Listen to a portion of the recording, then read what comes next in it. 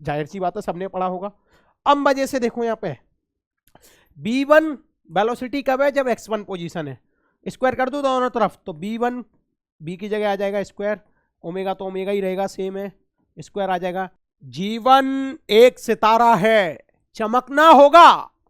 जीवन एक सितारा है, चमकना होगा। इस जग में अंधियारा है, चमकना होगा। उसने किया किनारा है, जाने दो। उसने किया किनारा है, जाने दो। तेरा भविष्य प्यारा है, चमकना होगा। Hello everyone, welcome back to motion NEET channel. मैं आपका प्यारा सनी यादव सर आज सिंपल हार्मोनिक मोशन के पीवाईक्यूज और वेव मोशन के पीवाईक्यूज लेके आया हूं आपके सामने। ये पहला क्वेश्चन स्क्रीन पर झटके से इसकी खोपड़ी में छेद करते हैं और जानते हैं कि इसका आंसर कैसे निकलेगा।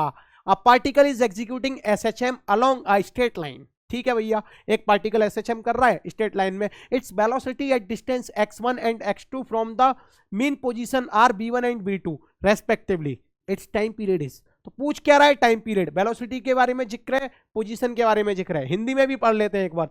एक कण सीधी रेखा के पास सरल आवर्त गति एसएचएम पूर्ण करता है। इसका मूल अवस्था से x1 और x2 दूरी पर क्रमशः वेग v1 और v2 है। इसका आवर्त काल क्या होगा। चलो देखते हैं भैया। आपने जाना होगा कि वेलोसिटी अगर किसी पोजीशन पे निकालनी होती है एसएचएम में तो b इक्वल टू एक फॉर्मूला होता है omega equal to root b equal to omega root के अंदर a square minus x square. पढ़ा है कि नहीं पढ़ा सबने, जाहिर सी बात है सबने पढ़ा होगा। अब मजे से देखो यहाँ पे b1 वेलोसिटी कब है, जब x1 पोजीशन है। स्क्वायर कर दो दोनों तरफ तो b1 b की जगह आ जाएगा स्क्वायर, ओमेगा तो ओमेगा ही रहेगा सेम है, स्क्वायर आ जाएगा। यहाँ पे a स्क्वायर x की जगह आ जाएगा x1 स्क्वायर, क्योंकि एक ही पार्टिकल एसएचएम कर रहा है तो ओमेगा और एम्पलीट्यूड तो उसका सेम ही रहेगा। आगे देखो भाई, क्या सेम यही चीज मैं b2 के लिए लिख सकता हूं, अभी लिख दूंगा। पहले यहाँ पे ओमेगा स्क्वायर का डिवाइड लगा दो, इस चीज को ऐसे लिखो, बताऊंगा क्यों लिख रहा हूं। x1 को यहाँ पे ले आओ प्लस x1 स्क्वायर, एम्पलीट्यूड आ गया यहाँ से। सेम यही इक्वेशन b2 के लिए लगाओ तो bt square equal to omega square a square minus x2 square. अरे वेलोसिटी b2 कब है, x2 की पोजीशन पे, तो x की जगह x2 रख दिया। अब फिर से इस ओमेगा स्क्वायर का यहाँ डिवाइड लगा दो भाई, b2 square upon omega square, और इस x2 को इधर खदेड़ लाओ तो यहाँ पे क्या आएगा, a स्क्वायर आएगा। क्या a स्क्वायर की वैल्यू में यहाँ पे निकाल चुका हूं, वो क्या है b1 square upon omega square plus x1 square. ठीक है भाई, शाबाश, एकदम शाबाश सर, मस्त एकदम जलवेदार तरीके से नोट कर लो ऐसे ही। Omega square plus x2 square equal to a square की जगह ये वाली चीज नोट कर देता हूं, b1 square upon omega square plus x1 square.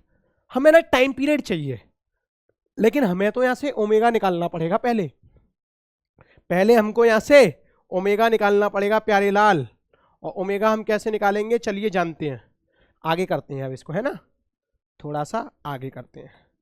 देखो यहां तक तो मैं पहुंच गया था, b1 square upon omega square plus x1 square equal to b2 square upon omega square plus x2 square. ठीक है, इसको इधर ले आओ क्योंकि मेरे को ओमेगा निकालना पड़ेगा। पहले मैं बताऊंगा क्या कर रहा हूं मैं।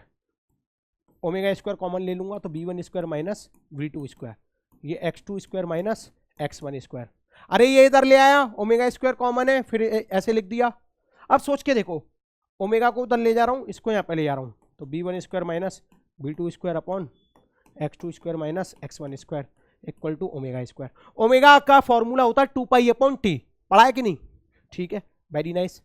तो बड़े ध्यान से सोच, ये स्क्वायर हटाने पर रूट आ जाएगा कि नहीं आ जाएगा, यहाँ रूट आ गया सर, कोई बात नहीं, b1 square minus v2 square upon x2 square minus x1 square, और ओमेगा की जगह लिखूंगा 2 पाई अपॉन टी। मेरे को क्या चाहिए, time period.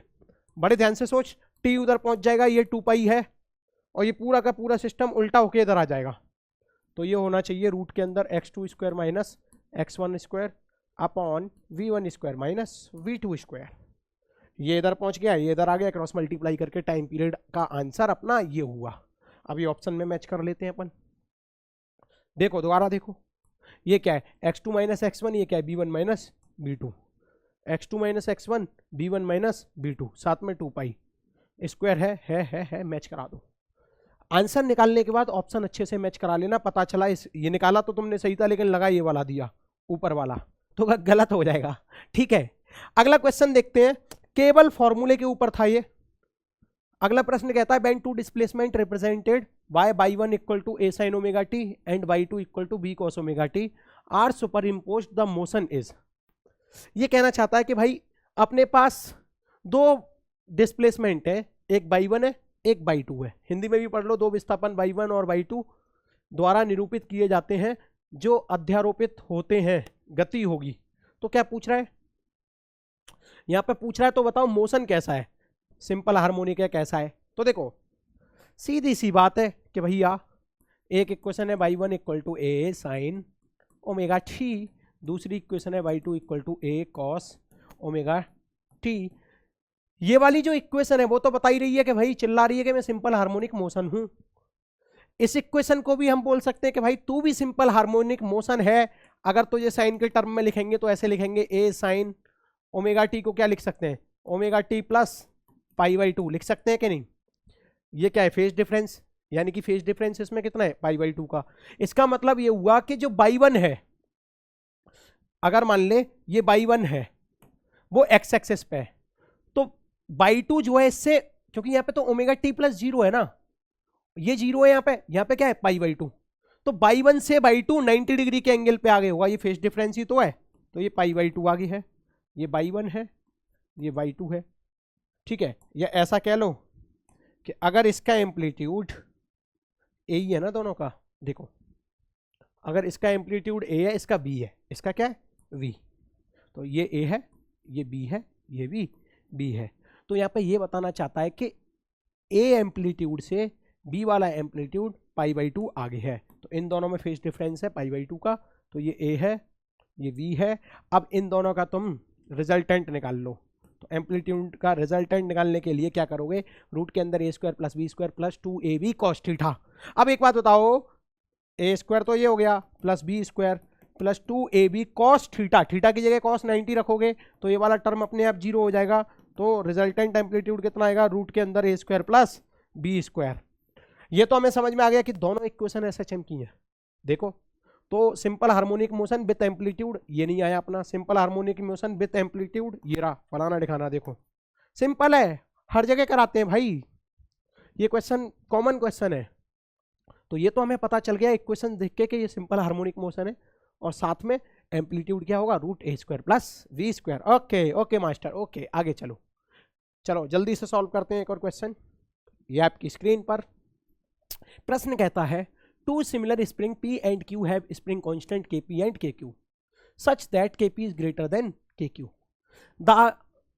They are stretched first by the same amount.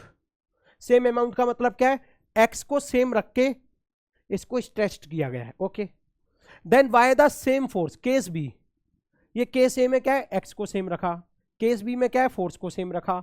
आगे बोलता है the work done by the spring WP and WQ are relates in case A and case B. Hindi वाले पढ़ो, दो समान स्प्रिंग P और Q जिनके स्प्रिंग नियतांक KP और KQ इस प्रकार है कि KP बड़ा है KQ से, वे पहले समान राशि स्थिति A द्वारा तथा फिर समान बल स्थिति V द्वारा खींची जाती हैं। स्प्रिंगों द्वारा किया गया कार्य WP और WQ स्थिति है A में और स्थिति बी में क्रमशः। ये चार ऑप्शन दे रखे हैं, इन ऑप्शंस के आधार पर बताओ कौन सा सही है। तो तुम्हें पहले क्वेश्चन में ही समझ में आ गया तो भैया स्प्रिंग की वजह से वर्क डन तो होता है हाफ के एक्स स्क्वायर, सही बात है कि नहीं है। और जब केस ए में एक्स सेम रखेगा, क्या एक्स सेम रखेगा, तो केवल और केवल वर्क डन किसके प्रोपोर्शनल है, के। और ये देखो केपी का वर्क डन ज्यादा होगा क्योंकि केपी की वैल्यू ज्यादा है, तो अगर के की वैल्यू ज्यादा है तो वर्क डन भी ज्यादा होगा। तो यहाँ पे वैल्यू किसकी ज्यादा है, केपी की, तो work done of particle P is greater than work done of particle Q। तो केपी बड़ा है इसीलिए वर्क डन P बड़ा है। ऑप्शन देखो कहाँ है, एक तो ये वाला ऑप्शन मैच कर लिया है केस ए का, बस लो ये सही नहीं है, ये वाला सही है, तो दूसरा चेक करने की जरूरत ही नहीं है। क्यों दिमाग मार रहे हो दूसरे वाले में भाई, पहले से ही रिजल्ट और ऑप्शन पता चल गया, तो क्या केस भी सॉल्व करने की जरूरत है क्या। फिर भी मैं आपको बता देता हूं कैसे होगा सॉल्व, क्योंकि देखो एक रिजल्ट सॉल्व करके ऑप्शन अपना मैच हो गया। चलो अब एक बात बताओ, अगली बार क्या है, फोर्स जो है वो सेम है, तो एक बात बताओ, W इक्वल टू हाफ के एक्स स्क्वायर होता है, हाफ के एक्स स्क्वायर, ऊपर नीचे के का मल्टीप्लाई कर दूं तो यहाँ पे के स्क्वायर हो जाएगा या के हो जाएगा। और आप जानते हो स्प्रिंग की वजह से जो फोर्स होता है वो क्या होता है, F इक्वल टू के एक्स। अरे स्प्रिंग की वजह से जो फोर्स होता है वो क्या होता है, के एक्स। तो के स्क्वायर एक्स स्क्वायर की जगह क्या आएगा, W equal to half F square upon K. आएगा कि नहीं आएगा। तो यहां से हमको क्या समझ में आया कि जो W है वो इनवर्सली प्रोपोर्शनल होता है के।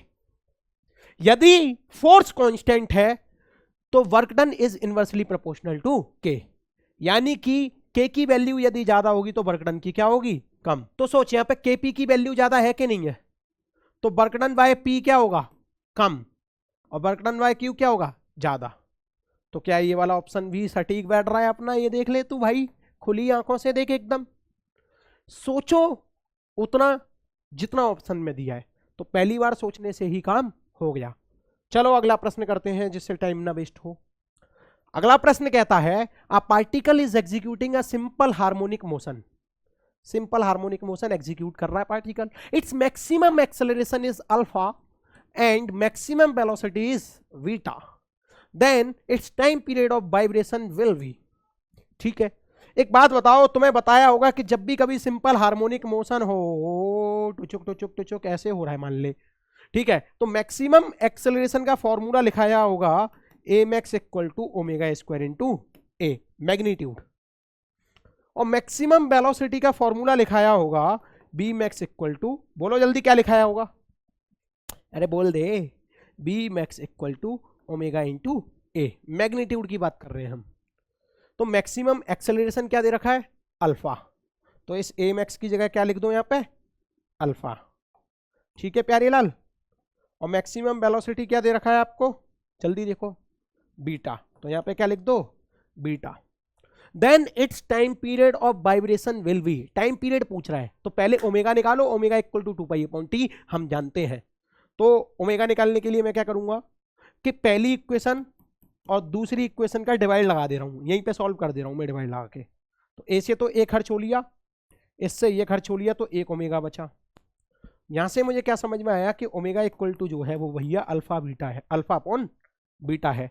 ओमेगा क्या होता है, 2 पाई अपॉन टी, और ये क्या हो गया, अल्फा बीटा। तो टाइम का या मल्टीप्लाई कर दो और इन सबको एक जगह इधर उधेड़ दो, तो टी इक्वल टू क्या हो जाएगा, 2 पाई वी था अपॉन अल्फा। और क्या ये सुंदर सा ऑप्शन कहीं दिख रहा है, 2 पाई वी था upon alpha, first option is correct. और बड़े मजे से देखो तुम लोग, beta square upon alpha square, ये तो वैसे ही सही नहीं हो गया। क्यों सही होगा ये ऑप्शन, अरे डायमेंशनली इनकरेक्ट है। अगर आप ऑप्शंस देख के क्वेश्चंस करना चाहते हो तो चेक करो, ये डायमेंशनली इनकरेक्ट है। और बीटा स्क्वायर अपॉन अल्फा भी डायमेंशनली इनकरेक्ट है, चेक कर लेना। बीटा क्या है यहाँ पे, वेलोसिटी, अल्फा क्या है यहाँ पे, एक्सेलरेशन। और अल्फा अपॉन बीटा है, उसको भी डायमेंशनली चेक कर लेना, वो भी इनकरेक्ट है। तो इस क्वेश्चन को चाहते तो तुम डायमेंशनली भी चेक कर सकते थे। पूछो कैसे, यहाँ पे बीटा क्या है, देखो बीटा है वेलोसिटी, तो ये मीटर पर सेकंड, अल्फा क्या है एक्सेलरेशन, तो मीटर पर सेकंड स्क्वायर, ये एस ऊपर पहुंचेगा तो टाइम की यूनिट सेकंड होती है, वो पहले ही वाली इसमें शो हो रही है और किसी में नहीं। शॉर्ट ट्रिक से भी देख लिया और सॉल्यूशन भी देख लिया, वाह सर क्या मजे की बात है। तो कई क्वेश्चंस 50-50 लाइफलाइन का इस्तेमाल करके या शॉर्ट ट्रिक की मदद से हो जाते हैं। और सबका डायमेंशन देख लेना, सेकंड नहीं आएगा, चेक कर लेना, आगे चलो। हाँ स्क्रीनशॉट ले सकते हो तुम चाहो तो इसका पॉज कर। तो ये बड़ा शानदार प्रश्न है, इस पे बड़ा फोकस करना। स्प्रिंग ऑफ फोर्स कांस्टेंट के is cut into lengths of ratio 1:2:3, they are connected in series and the new force constant is k dash, then they are connected in parallel and force constant is k double dash, then k dash ratio k double dash is। पहले तो बस reading लगाई है मैंने, समझाया कुछ नहीं है। हिंदी में भी आप लोग रीडिंग लगा सकते हो अगर हिंदी माध्यम से हो तो। एक स्प्रिंग का कमानी इस तरह के है, इसके 3 भागों में काट दिया गया है, जिनकी लंबाइयों का अनुपात 1:2:3। इन तीनों भागों को श्रेणी क्रम में जोड़ने पर, संयोजन का कमानी स्थिरांक के तथा समांतर क्रम में जोड़ने पर के डबल डैश है। तो अनुपात के डैश रेशियो के डबल डैश बताओ। पहले समझो क्वेश्चन क्या कह रहा है। एक स्प्रिंग है जिसका फोर्स कांस्टेंट क्या है, के। इसको 3 रेशियो में डिवाइड किया गया है, मतलब काटा गया है, 1:2:3। तो सोच 1 का मतलब क्या है, अगर मैं मान के चलता हूं कि इसकी लेंथ L है, चाहूं तो मैं ये बात मान सकता हूं, लेकिन मैं इसे L नहीं मानूंगा क्योंकि मेरी कैलकुलेशन लंबी हो जाएगी। तो मैं क्या मानूंगा सर, मैं इसको 6L मानूंगा। पूछो क्यों? क्योंकि इस प्रश्न में रेशियो देखो, 2 + 1 3, 3 + 3 6। तो मेरे को यहां से ये समझ में आया कि अगर, क्योंकि मानना मेरे हाथ में, तो मैंने length of this spring is 6L, मैंने इसकी लेंथ जो है 6L मान ली। तो अब इसे काटने में आसानी होगी मेरे लिए। तो जब पहली स्प्रिंग काटूंगा तो उसको कितने रेशियो में काटना है, 1 में। सही है कि नहीं है? तो 1 में काटना है तो इसको मैं L बोल दूं। इसको 2 रेशियो में काटना है तो केवल इसका 6 में से 2 भाग देना है। तो ये कितना हुआ, 2L। अब जो तीसरी वाली लेंथ काटनी है वो कितनी काटनी है, 3L। इस वाली स्प्रिंग को मैंने 3 भागों में काटा, L + 2L + 3L। जोड़ो कितना हुआ, वापस से 6L हो गया कि नहीं? इसीलिए मैंने इसकी लेंथ को मैंने 6L माना था। 6L को 3 भागों में काट दिया, 1:2:3 में। अब सोच, क्योंकि मैंने स्प्रिंग कट कर दी, तो कट करने पे होता क्या है कि इसके स्प्रिंग कांस्टेंट की वैल्यू चेंज हो जाती है यार। और हम जानते हैं कि KL = क्या होता है, कांस्टेंट। ये प्रॉपर्टी होती है, ये बात आपको पता होनी चाहिए। Spring constant into length = constant. लेकिन मेरे को क्वेश्चन में इसकी वैल्यू दे रखी है और इसकी वैल्यू मैंने अपनी तरफ से मान ली है। तो मैं क्या लिख सकता हूं, क्योंकि मेरे को इसका कांस्टेंट नहीं पता, अभी मेरे को ये K1 निकालना है, फिर मेरे को ये K2 निकालना है, फिर मेरे को ये K3 निकालना है। सही बात है कि नहीं है? तो देखो K × 6L, ये तो मेरे को पता है क्या है, K × 6L = क्योंकि ये कांस्टेंट है तो इसका मल्टीपल क्या होगा, K1 × L। तो इसका मल्टीप्लाई हुआ K1 × L। L से L साफ किया तो K1 की वैल्यू आई 6K। इसका मतलब ये हुआ कि जैसे जैसे हम रस्सी को छोटा करते जाते हैं तो स्प्रिंग कांस्टेंट की वैल्यू बढ़ जाती है। तो अगर इसकी K है तो इसकी कितनी हो गई, 6K। अब इसकी निकालते हैं, निकालो फटाफट से। हम जानते हैं K × 6L, यानी कि K × 6L is equal to, किसके कर दूं, K2 × 2L, K2 × 2L। तो ये इससे साफ हुआ और 2 से 3 बार कटेगा तो K2 की वैल्यू कितनी आई पैरेलल, 3K। कितनी आई इसकी वैल्यू, इसकी वैल्यू आई महाशय 3K। समझदार लोग हो यार आप। आगे देखो, ये K3 × 3L करो, क्या करो आप, K × 6L के साथ इसको किसके इक्वेट कर दो, K3 × 3L। अब बड़े ध्यान से देखो, L ने L को मारा, 3 ने 2 को मारा, तो K3 की वैल्यू कितनी आई, 2K। तो K3 की वैल्यू कितनी आई, 2K। क्या आपको K का कॉन्सेप्ट समझ में आया? तो ये अलग अलग 3 वैल्यू आई K की। आप जानते हो अगली लाइन में बोल रहा है they are connected in series and the new force constant is K। नया फोर्स कांस्टेंट क्या है, K double dash, sorry K dash बोला है इसको, K डैश। तो सीरीज में अगर कनेक्ट कर दूंगा तो वापस से यही नहीं आ जाएगा ये, और वापस से आया तो इसकी वैल्यू तो मेरे को पता है कि K, इसी को मैं K डैश भी बोल सकता हूं, क्या दिक्कत है। लेकिन ये कह रहा है then they are connected in parallel and force constant is K double dash. जब इसको पैरेलल में कनेक्ट किया तब इसका फोर्स कांस्टेंट जो है K डबल डैश होगा।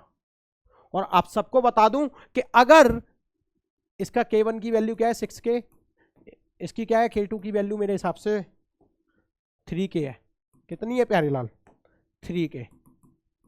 और इसकी क्या है, K3 की 2K। अगर इन दोनों को मैंने पैरेलल में कनेक्ट किया तो मैं जानता हूं अगर पैरेलल में कनेक्ट करूंगा तो K इक्विवेलेंट क्या आएगा, K1 + K2 + K3 पैरेलल में कनेक्ट करने के बाद। तो ये हो गया 6K, ये हो गया 3K, ये हो गया 2K। बोलो कितना हुआ, 6 7 8 9 और 2 11K। और K इक्विवेलेंट को ही K डबल डैश बोला है। जब वो सीरीज में कनेक्ट है तो K डैश कितना आया, K। जब वो पैरेलल में कनेक्ट है तो K डबल डैश कितना आया, 11K। तो इन दोनों का रेशियो ले लो ना, रेशियो ले लो, कितना आया 1:11। आंसर क्या है 1:11। समझने की बात क्या है, बहुत अच्छा क्वेश्चन है, समझो। एक और बार समझते हैं, कुछ नहीं करना, इन्होंने एक स्प्रिंग दे दी है, उसके 3 भाग कर दिए, ठीक है भाई, 3 भाग हो गए। अगर तुमने इसकी लेंथ 6L मानी है तो इनकी लेंथ भी निकाल लोगे। अब क्योंकि ये 3 भागों में कट गया, स्प्रिंग को कटने के बाद उनके के की वैल्यू चेंज हो जाती है। और वो के की वैल्यू कैसे निकालते हैं, हम जानते हैं कि के इंटू एल इक्वल टू क्या होता है, कांस्टेंट। और इसका के हमें पता है, इसकी लेंथ भी मैंने निकाल रखी है 6L। के इंटू 6L को K1 इंटू L1 कर लो, K2 इंटू L2 कर लो, फिर यहाँ से K1 K2 K3 ऐसे निकालते जाओ, आंसर आपके सामने आ जाएगा। एक और बार देख लेना, आगे चलो, इसको देखो। A particle execute linear simple harmonic motion with an amplitude of 3 cm when the particle is at 2 cm from the mean position। सुनो बड़े ध्यान से, एक पार्टिकल जिसका एम्पलीट्यूड कितना है 3 सेंटीमीटर, ये जानकारी दे रखी है। When the particle is at 2 centimetre from the mean position, x कितना है, मीन पोजीशन से वो पार्टिकल 2 सेंटीमीटर की दूरी पे है। आगे बोल रहा है the magnitude of its velocity is equal to that of its acceleration. यार क्या बात है, क्या बात है, सुनो। The magnitude of its velocity, जो वेलोसिटी का मैग्नीट्यूड है वो किसके मैग्नीट्यूड के इक्वल है, एक्सेलरेशन के मैग्नीट्यूड की। बात तो सही है एकदम। आगे बोलो then its time period in second is. Information को एक्सट्रैक्ट किया, अब इसे लगाओ। एक बात बताओ, वेलोसिटी का फॉर्मूला क्या है, मेरे हिसाब से यहां पे अगर तुम वेलोसिटी का फॉर्मूला लिखोगे तो वो आना चाहिए b equal to omega square root के अंदर ए स्क्वायर माइनस एक्स स्क्वायर। एक पार्टिकल की एक्स पोजीशन पे वेलोसिटी इसी फॉर्मूले के आधार पे लिखते हैं कि नहीं। और एक्सेलरेशन का क्या लिखेंगे, omega square into x. Sorry यहाँ पे ना स्क्वायर नहीं आएगा, मैंने गलती से स्क्वायर लिख दिया है, तो ओमेगा, अरे दादा यहाँ आएगा ओमेगा, ठीक है। अब देख ओमेगा से ओमेगा साफ हुआ, यहाँ पे रूट ए की वैल्यू क्या है 3 सेंटीमीटर, तो 3 का स्क्वायर माइनस एक्स की वैल्यू क्या है 2, एक ओमेगा बच रहा है, एक्स की वैल्यू कितनी है 2 सेंटीमीटर। अरे सब सेंटीमीटर में ना तो लिख लो, कोई दिक्कत नहीं है, लोड मत लो इतना। 3 3 9, 2 2 4, 9 में से 4 गया तो कितना बचेगा √5। ये भी सेंटीमीटर में, ये भी सेंटीमीटर में कट जाएगा और ये 2 नीचे आ जाएगा। ओमेगा को क्या लिख सकता है 2π/t। टाइम पीरियड निकाल ले यहाँ से, t इक्वल टू ऊपर मल्टीप्लाई कर दे 4π, नीचे आ जाएगा √5। ऑप्शन मैच करा ले, t इक्वल टू 4π/√5। मेरे हिसाब से सेकंड ऑप्शन इज करेक्ट। समझने वाली बात क्या है कि हमने इसमें से इंफॉर्मेशन को खींच लिया, देन उसको फॉर्मूले में पुट कर दिया। समझो, यही समझने की बात है, बहुत सिंपल क्वेश्चन है। आगे चलो, अच्छा हिंदी में भी पढ़ दूं क्या, ओके पढ़ देंगे। A pendulum is hung from the roof of a sufficient high building and is moving freely to and fro आएगा यहाँ, to and fro like a simple harmonic oscillator. The acceleration of the bob of the pendulum is 20 meter per second square at a distance of 5 meter from the mean position. The time period of oscillation is, time period पूछ रहा है oscillation का। हिंदी में देखो, कोई लोलक एक काफी ऊंचे भवन की छत से लटका है और सरल आवृत दोलक की भांति मुक्त रूप से आगे पीछे गति कर रहा है। माध्य स्थिति से 5 मीटर की दूरी पर इसके गोलक का त्वरण दे रखा है। दोलन का आवर्तकाल क्या होगा, दोलन का आवर्तकाल पूछ रहा है। क्या टाइम पीरियड पे ज्यादा क्वेश्चंस नहीं दिख रहे आपको, तो टाइम पीरियड बहुत इंपॉर्टेंट कॉन्सेप्ट है, ये बात याद करके चलना, ठीक है। अब टाइम पीरियड पे देखो क्वेश्चन कैसे करोगे आप। इंफॉर्मेशन को एक्सट्रैक्ट करना है सबसे पहले, ये फालतू की जो लैंग्वेज लिखी है इसको बस एक बार माइंड में डाल लो। आगे देखो, the acceleration of the bob, acceleration कितना दे रखा है बॉब का 20 metre per second square at a distance of 5 metre from the mean position, तो मीन पोजीशन से 5 मीटर की दूरी पर। तो एक्स इक्वल टू कितना बोल दूं इसको 5 मीटर, ठीक है। टाइम पीरियड पूछ रहा है, बता दो इसको यार। तो एक्सेलरेशन का सूत्र क्या होता है omega square into x. Sine वाइन कंसीडर नहीं कर रहा क्योंकि मैं मैग्नीट्यूड लिख रहा हूँ केवल। एक्सेलरेशन कितना है यहाँ पे 20, ओमेगा की वैल्यू कितनी है जल्दी बोलो, नहीं पता ना कोई बात नहीं, टाइम पीरियड पूछ रहा है तो ओमेगा की जगह 2π/t लिख दो, उसका स्क्वायर कर दो। एक्स की वैल्यू क्या है 5, 5 से कितनी बार कटा 4 बार, 4 इक्वल टू 2π/t का होल स्क्वायर, रूट चढ़ा दो दोनों तरफ, तो 2 इक्वल टू 2π/t। तो 2 से तो 2 कट गया, यहाँ से टाइम पीरियड आ गया तुम्हारा t equal to pi second. Okay, कितना आसान है। ऑप्शन में कौन सा मैच हुआ? सेकेंड वाला। Just figure out the question and understand what is given in this question, then use your information from inside your mind and apply all the formulas which is important for this question। चलो, मेरी टूटी फूटी अंग्रेजी के बाद अब हम इस वाले प्रश्न पर फोकस करते हैं। Average velocity of a particle executing SHM in one complete vibration is, NEET 2019 में आया है। और क्या कह रहा है? Average velocity of particle executing simple harmonic motion in one complete vibration is. तो बड़े ध्यान से सोच, अगर एक कंप्लीट वाइब्रेशन कर रहा है, मान ले कि यहां से पार्टिकल चलना चालू हुआ, टुचुक टुचुक टुचुक टुचुक टुचुक, तो वापस भी यहां आएगा, फिर आगे जाएगा, फिर यहां आएगा। तो क्या पार्टिकल यहां से चलना चालू हुआ और वापस से यहां आया, तो डिस्प्लेसमेंट ओवरऑल बताओ एक टाइम पीरियड में कितनी हुई? 0 हुई कि नहीं हुई? और एवरेज वेलोसिटी का सूत्र होता है नेट डिस्प्लेसमेंट अपॉन टाइम, बल्कि टोटल टाइम। तो नेट डिस्प्लेसमेंट कितनी है प्यारे? 0। तो एवरेज वेलोसिटी कितनी होगी? 0। नीट 2019 में आया है ऐसा प्रश्न, बताओ।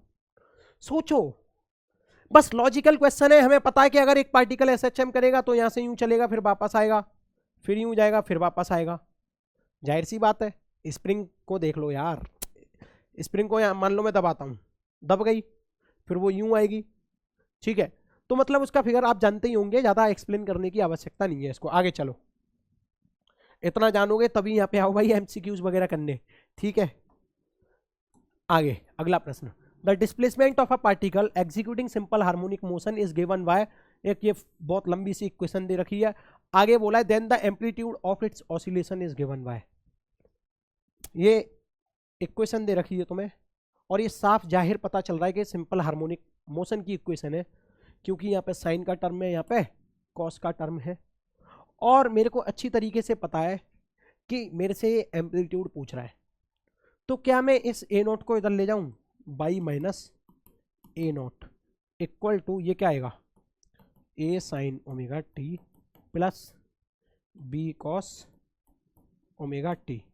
और जब भी साइन के आगे A हो और कॉस के आगे एम्पलीट्यूड दे रखा हो, तो इनका जो नेट एम्पलीट्यूड आता है वो क्या आएगा? रूट के अंदर इसका स्क्वायर प्लस इसका स्क्वायर। तो नेट एम्पलीट्यूड कितना आया? रूट के अंदर A square plus V square. कितना आया? कहाँ है? चौथा वाला करेक्ट है। कौन सा सही है इसमें? फोर्थ वाला करेक्ट है। अब तुम ये पूछोगे कि सर इसको आप इधर खिसका के ले गए थे, इसका क्या किया? उसको हमने इक्वेशन में सेट रहने दिया चुपचाप। सिंपल हार्मोनिक मोशन को ये दोनों चीजें रिप्रेजेंट कर रही हैं, और इनका जो नेट एम्पलीट्यूड है वो ऐसे निकलेगा, तो उसका फोर्थ ऑप्शन करेक्ट हो जाएगा। आगे चलते हैं अब हम। चलो अगला क्वेश्चन देखते हैं, इसको जबरदस्त तरीके से पढ़ो। The radius of circle, the period of revolution, initial position and sense of revolution are indicated in the figure. तो फिगर में दर्शाया गया भैया सब कुछ। कहता है by projection of the radius vector of rotating particle P is. Figure क्या कहता है कि t इक्वल टू 0 से एक पार्टिकल चल रहा है, एक चक्कर लगाने में 4 सेकंड लग रहे हैं। बोलता है कि अगर मान ले इस पार्टिकल को चलते चलते मैंने यहां पकड़ लिया किसी टाइम t पर, तो इसको मैं r बोल देता हूं, इसकी जो एम्पलीट्यूड है या जो इसकी लंबाई है उसको मैं r बोल देता हूं। अब ये कह रहा है कि इसका जो कंपोनेंट है वो बाई डायरेक्शन में लो। मैंने टी टाइम पे पकड़ लिया, अभी ये बाई एक्सिस से मैं मान के चलता हूं, थीटा एंगल बना रहा है, और थीटा को हम ओमेगा टी भी लिख सकते हैं, ठीक है। तो अब सोच के देख, मेरे को बाई एक्सिस में प्रोजेक्शन चाहिए, तो इस आर का बाई एक्सिस में प्रोजेक्शन क्या लिख सकता हूं? जिस एक्सिस से थीटा एंगल बनता है, तो उस एक्सिस के लिए कॉस थीटा का कंपोनेंट आएगा कि नहीं? तो ये हो जाएगा आर कॉस थीटा, ये हो जाएगा आर साइन थीटा। तो मेरे को ये तो चाहिए नहीं केवल, और मेरे को केवल क्या चाहिए? R cos theta. तो बाई किसी भी टाइम टी में जो कंपोनेंट आएगा इसका वो क्या आएगा? R cos theta.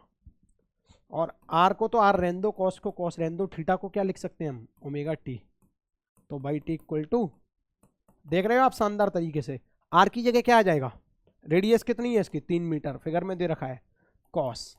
ओमेगा को क्या लिख सकते हैं, 2 पाई अपॉन टी, तो यहाँ पे लिख लिया इसको 2 पाई अपॉन टी, और टाइम पीरियड कितना दे रखा है 4 सेकेंड, तो डायरेक्ट 4 लिखो ना, और साथ में इस टी का मल्टीप्लाई है, क्या 2 से इसको 2 बार काट दूं, तो आंसर आया 3 cos pi T upon 2, 3 cos pi T upon 2। Second option is correct. कौन सा ऑप्शन सही है प्यारीलाल, सेकेंड ऑप्शन। थिंक कि क्वेश्चन क्या कह रहा है, देन सॉल्व। क्वेश्चन कह रहा है कि भैया बाई एक्सिस से अगर ये पार्टिकल मान लो चल रहा है यहां से, एक टाइम टी पे पकड़ लो, उसका एक प्रोजेक्शन ले लो या एक कंपोनेंट ले लो बाई एक्सिस के अलोंग, तो मैंने वही लिया, उसको सॉल्व करता गया, आंसर मेरा मैच कर गया, और बाई मीटर में है, सही बात है, कोई समस्या नहीं। अगले क्वेश्चन को देखो, ध्यान से देखो, ये नीट 2020 में आया हुआ प्रश्न है, जलवेदार प्रश्न है। The phase difference between the displacement and acceleration of the particle in a simple harmonic motion is, क्या पूछ रहा है, फेज डिफरेंस पूछ रहा है, किस किस के बीच में, डिस्प्लेसमेंट। पहले ये बताओ डिस्प्लेसमेंट का जनरल फॉर्म क्या लिखेंगे, x equal to A sine omega t, सही बात है बिल्कुल। लेकिन एक्सेलरेशन का क्या लिखेंगे प्यारे लाल, इसी को 2 बार डिफरेंशिएट करने के बाद एक्सेलरेशन का रिजल्ट आता था, और वो तुम्हें याद भी होना चाहिए, ए जो आएगा वो आएगा माइनस का ए, और ओमेगा बाहर निकल के आएगा तो ए ओमेगा स्क्वायर, साइन का तो साइन ही रहेगा, साइन ओमेगा टी। तो एक्सेलरेशन का रिजल्ट ये आता था। अब सोच के देखो, ये लिखा है ए साइन ओमेगा टी, और ये लिखा है omega square sine omega T, वो भी माइनस के साइन के साथ। तो मेरे को क्या पूछ रहा है ये, द फेज डिफरेंस, मेरे को डेल्टा फाई पूछ रहा है, मेरे को ना फेज डिफरेंस पूछ रहा है। तो देख साइन ओमेगा टी है, और फेज डिफरेंस में क्या होगा, यहाँ पे प्लस फाई जोड़ देते थे कि नहीं, और यहाँ पे कुछ नहीं है तो मैं अभी 0 मान लूँ इसको, ठीक है भाई साहब कोई समस्या नहीं। लेकिन एक्सेलरेशन में क्योंकि माइनस का साइन है, अब इसको क्या लिख सकते हो, A omega square bracket 1 minus sine omega T. Minus का साइन कब आता है बताओ जल्दी, ये क्वाड्रेंट पढ़ा है कि नहीं, यहाँ पे तो ऑल पॉजिटिव होते हैं, sine cos tan sec cosec सब पॉजिटिव होता है यहाँ पे साइन और उसका उल्टा पॉजिटिव होता है। तो लेकिन अगर मेरे को साइन नेगेटिव चाहिए तो कौन से क्वाड्रेंट में जाना पड़ेगा, थर्ड क्वाड्रेंट में जाना पड़ेगा, और थर्ड क्वाड्रेंट में जाने के लिए ये तो पाई हो गया, पाई में कुछ एंगल ऐड करना पड़ेगा कि नहीं, तो पाई प्लस थीटा करना पड़ेगा, और थीटा क्या होता है अपना ओमेगा टी। एक्सेलरेशन क्या होगा, ए ओमेगा स्क्वायर, माइनस का साइन हटा दो क्योंकि माइनस के साइन की वजह से ये सब नाटक में कर रहा हूँ, ओमेगा टी तो है, यहाँ पे पाई और जोड़ दो, अगर पाई हटाऊंगा तो माइनस का साइन आ जाएगा। तो इससे क्या समझ में आया कि जो फाइनल फेज है वो एक्सेलरेशन का जो फेज है वो क्या आया यहाँ पे पाई, और डिस्प्लेसमेंट का जो फेज है वो क्या है 0 डिग्री।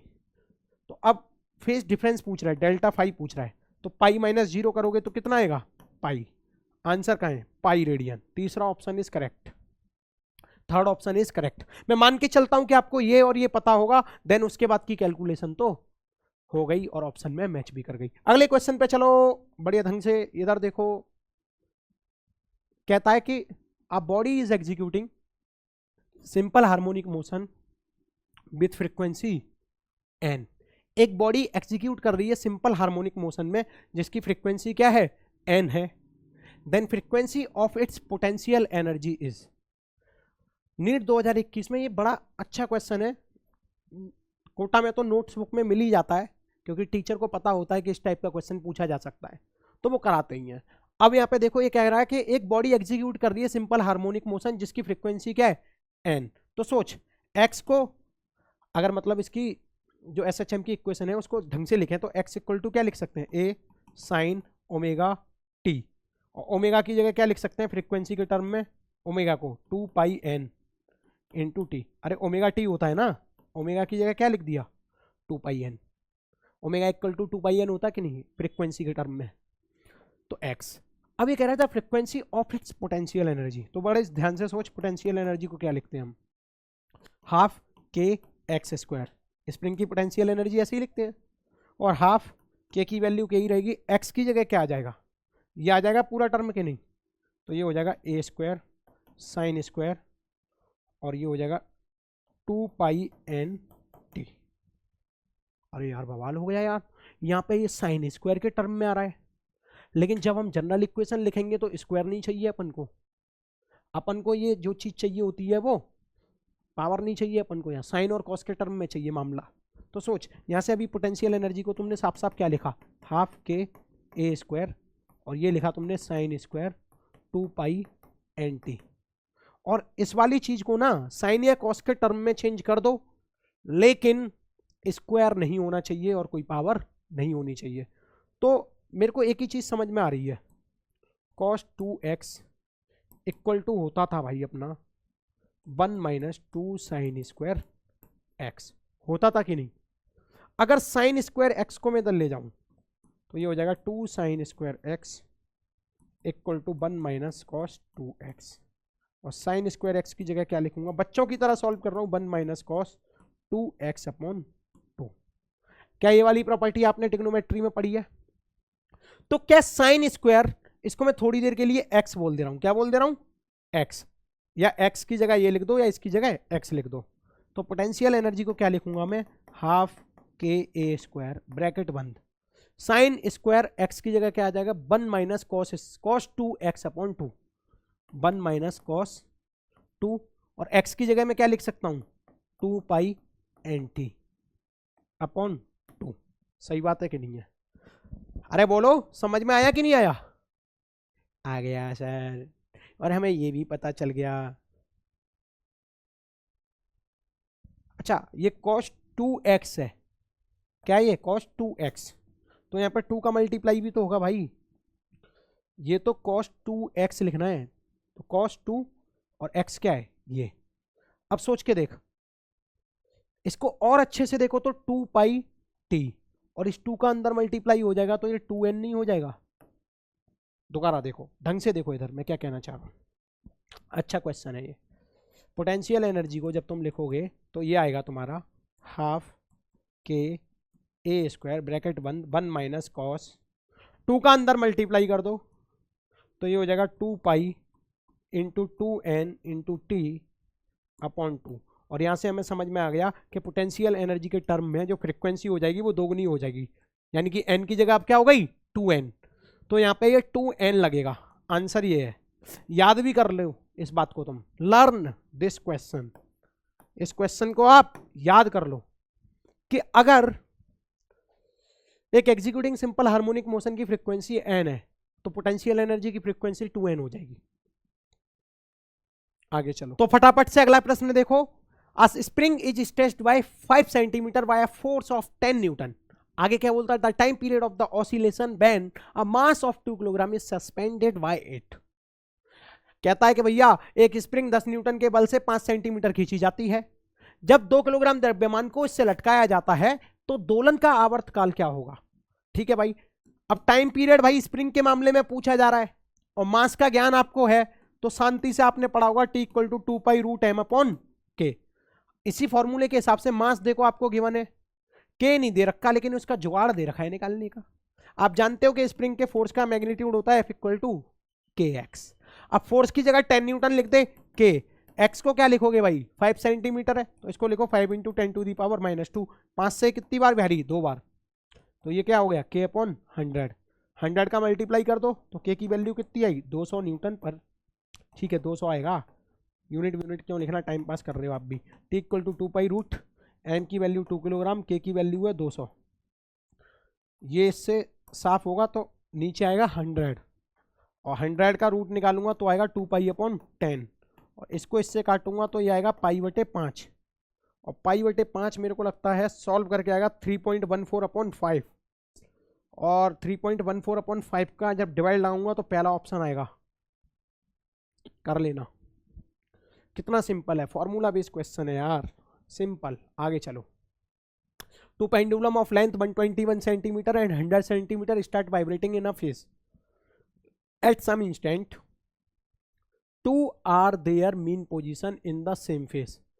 किसी टाइम पर वो मतलब मीन पोजीशन पे होते हैं अपनी, आगे पढ़ते हैं। The minimum number of vibration of the shorter pendulum after which the two are again in phase at the mean position.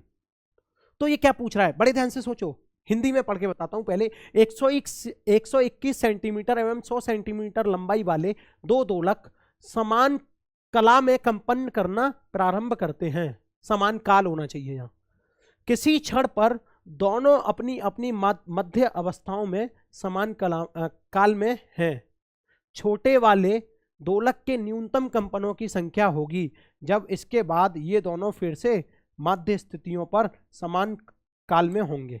देखो बड़े ध्यान से सोचो, ये थोड़ी सी लैंग्वेज में कला काल हो गया है, उसको मत देखो, बड़े ध्यान से यहाँ पे सोचो कि एक पेंडुलम जो होता है, सिंपल पेंडुलम, उसका टाइम पीरियड क्या होता है, टी इक्वल टू 2π√L/G होता है कि नहीं?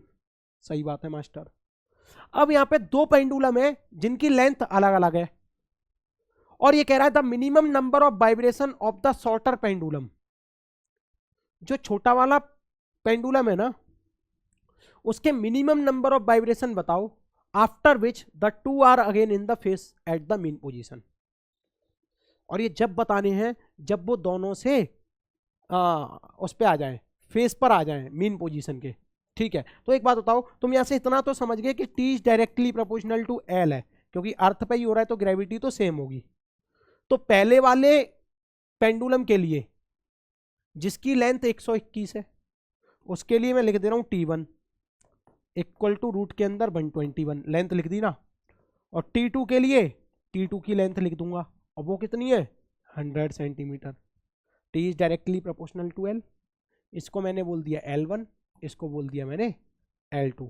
तो T1 L1 T2 L2। ठीक है, वहां से कोई दिक्कत नहीं। T1/T2 121 का मेरे हिसाब से 11 होता है, 100 का 10 होता है, रूट खोलो तो, और ये आ जाएगा 10T1 इक्वल टू 11T2। अब बड़े ध्यान से सोचो, यहां पे ये 10T1 इक्वल टू 11T2 हो रहा है। इसका मतलब क्या हुआ, जो छोटा वाला पेंडुलम है उसकी लेंथ को मैंने क्या बोला है, T2,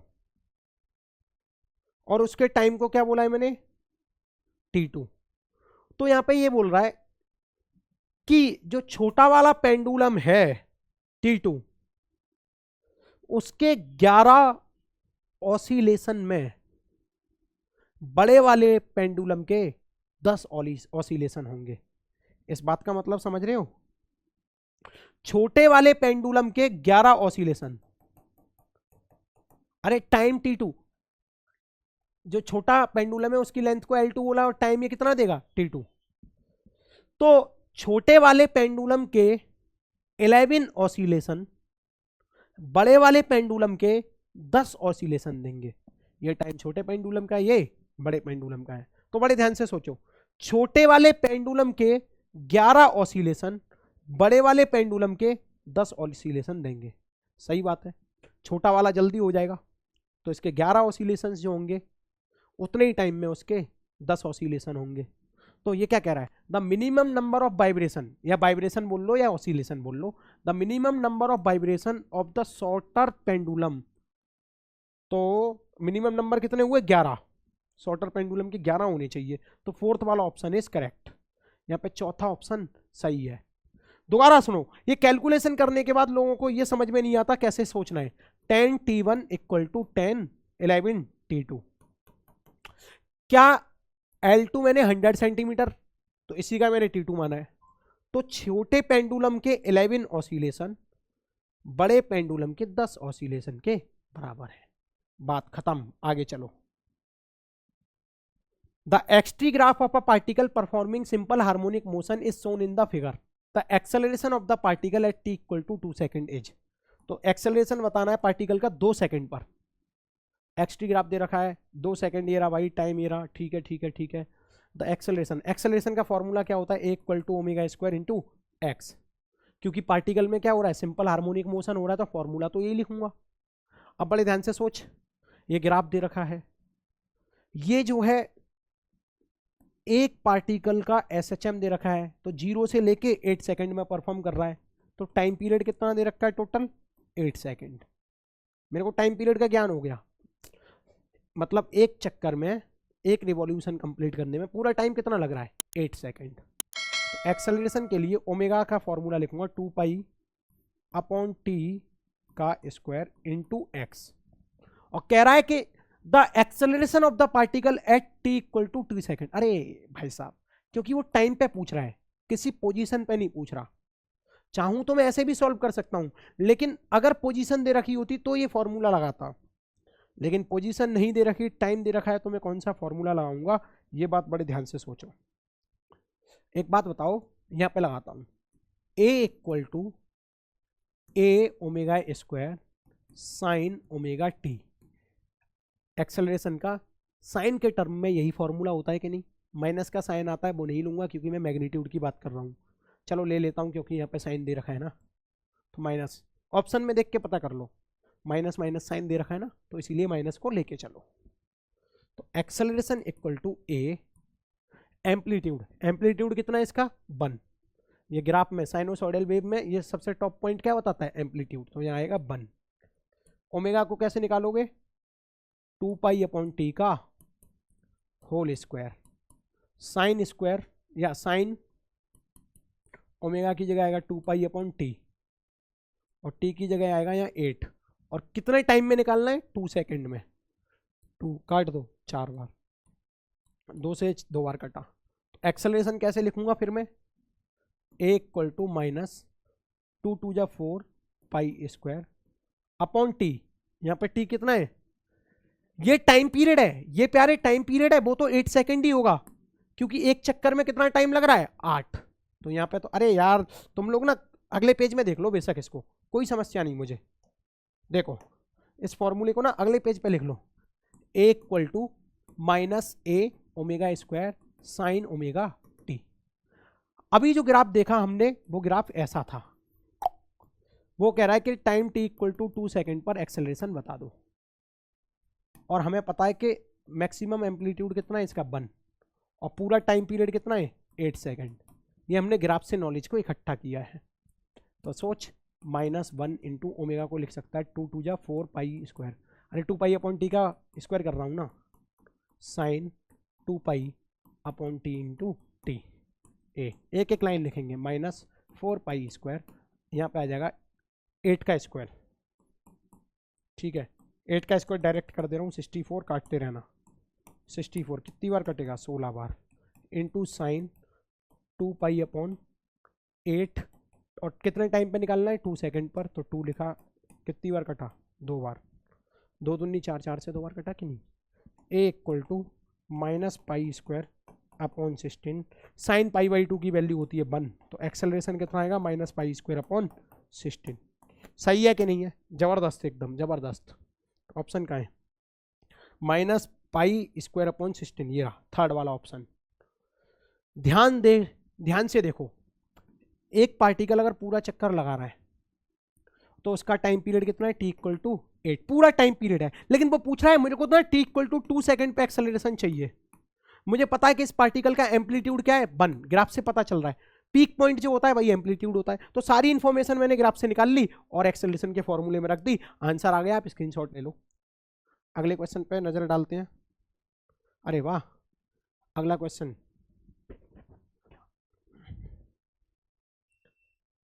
एसएचएम का खात्मा करने के बाद अब हम वेव मोशन के क्वेश्चन को धड़ाधड़ उड़ाएंगे। आप मेरे साथ बने रहिएगा, कहीं मत जाइएगा। पहला क्वेश्चन आपकी स्क्रीन पर नीट का प्रश्न है, दोनों जगह पढ़ लो आप, हिंदी इंग्लिश में। क्या कहता है प्रश्न? देखो बेटा, a transverse wave is represented by equal to A sine omega T minus के X. What value of the wavelength is the wave velocity equal to the maximum particle velocity. ये कह रहा है वेव किस वेवलेंथ पर wave की velocity और particle की वेलोसिटी इक्वल होंगी, बस ये प्रश्न है इसका। हिंदी में पढ़ो। एक अनुप्रस्थ तरंग को समीकरण y इक्वल टू फलाना ढिकाना द्वारा प्रदर्शित किया गया है। तरंग दैर्घ्य के किस मान के लिए तरंग वेग अधिकतम कण वेग के बराबर होगा? तो एक बात बता प्यारे लाल, ये वेव इक्वेशन है कि नहीं है? एक बात बता, वेव की वेलोसिटी अगर तू ओमेगा और के टर्म में लिखेगा तो क्या लिखेगा? ओमेगा अपॉन के होती है कि नहीं? ये फॉर्मूला पढ़ा होगा आपने। लेकिन जब पार्टिकल की वेलोसिटी होती है मैक्सिमम वेलोसिटी, ये बाई है, इसको एक बार डिफरेंशिएट कर दो, D by upon d T करो। तो जब ये करोगे तो यहां से ओमेगा तो बाहर आ जाएगा, ए ओमेगा, और साइन का हो जाएगा कॉस ओमेगा टी माइनस के एक्स। तो ये तो हो गई velocity of particle at time T, किसी भी टाइम पर। लेकिन ये वाली जो वेलोसिटी होती है ये मैक्सिमम वेलोसिटी होती है पार्टिकल की। तो ये मैक्सिमम वेलोसिटी ऑफ पार्टिकल क्या होगा, बोलो जल्दी, मैक्सिमम ए ओमेगा। क्या आप ये बात जानते हो? अब बड़े ध्यान से सोचो, ओमेगा से तो ओमेगा कट गया, लेकिन जो के की वैल्यू होती है, के को क्या लिखते हो आप, 2 पाई अपॉन लैम्डा। ये बात आपको याद है कि नहीं, 2 पाई अपॉन लैम्डा। तो के को लिख दो भाई 2 पाई अपॉन लैम्डा, और लैम्डा ऊपर चला जाएगा, कहां चला जाएगा लैम्डा, ऊपर, ये रहेगा ए। तो लैम्डा यहां से कितना आया, ए इंटू 2 पाई। ऑप्शन में देख ले बेटा कहां पे मैच कर रहा है, तीसरा ऑप्शन। थर्ड ऑप्शन को हमने जल्दी से मार दिया। आपने जो पढ़ा है वहीं से प्रश्न पूछा जाएगा, बड़ा सिंपल आएगा प्रश्न, बस आपको माइंड में वो चलाना है फॉर्मूला कि कौन सा फॉर्मूला इसमें उपयोग होगा।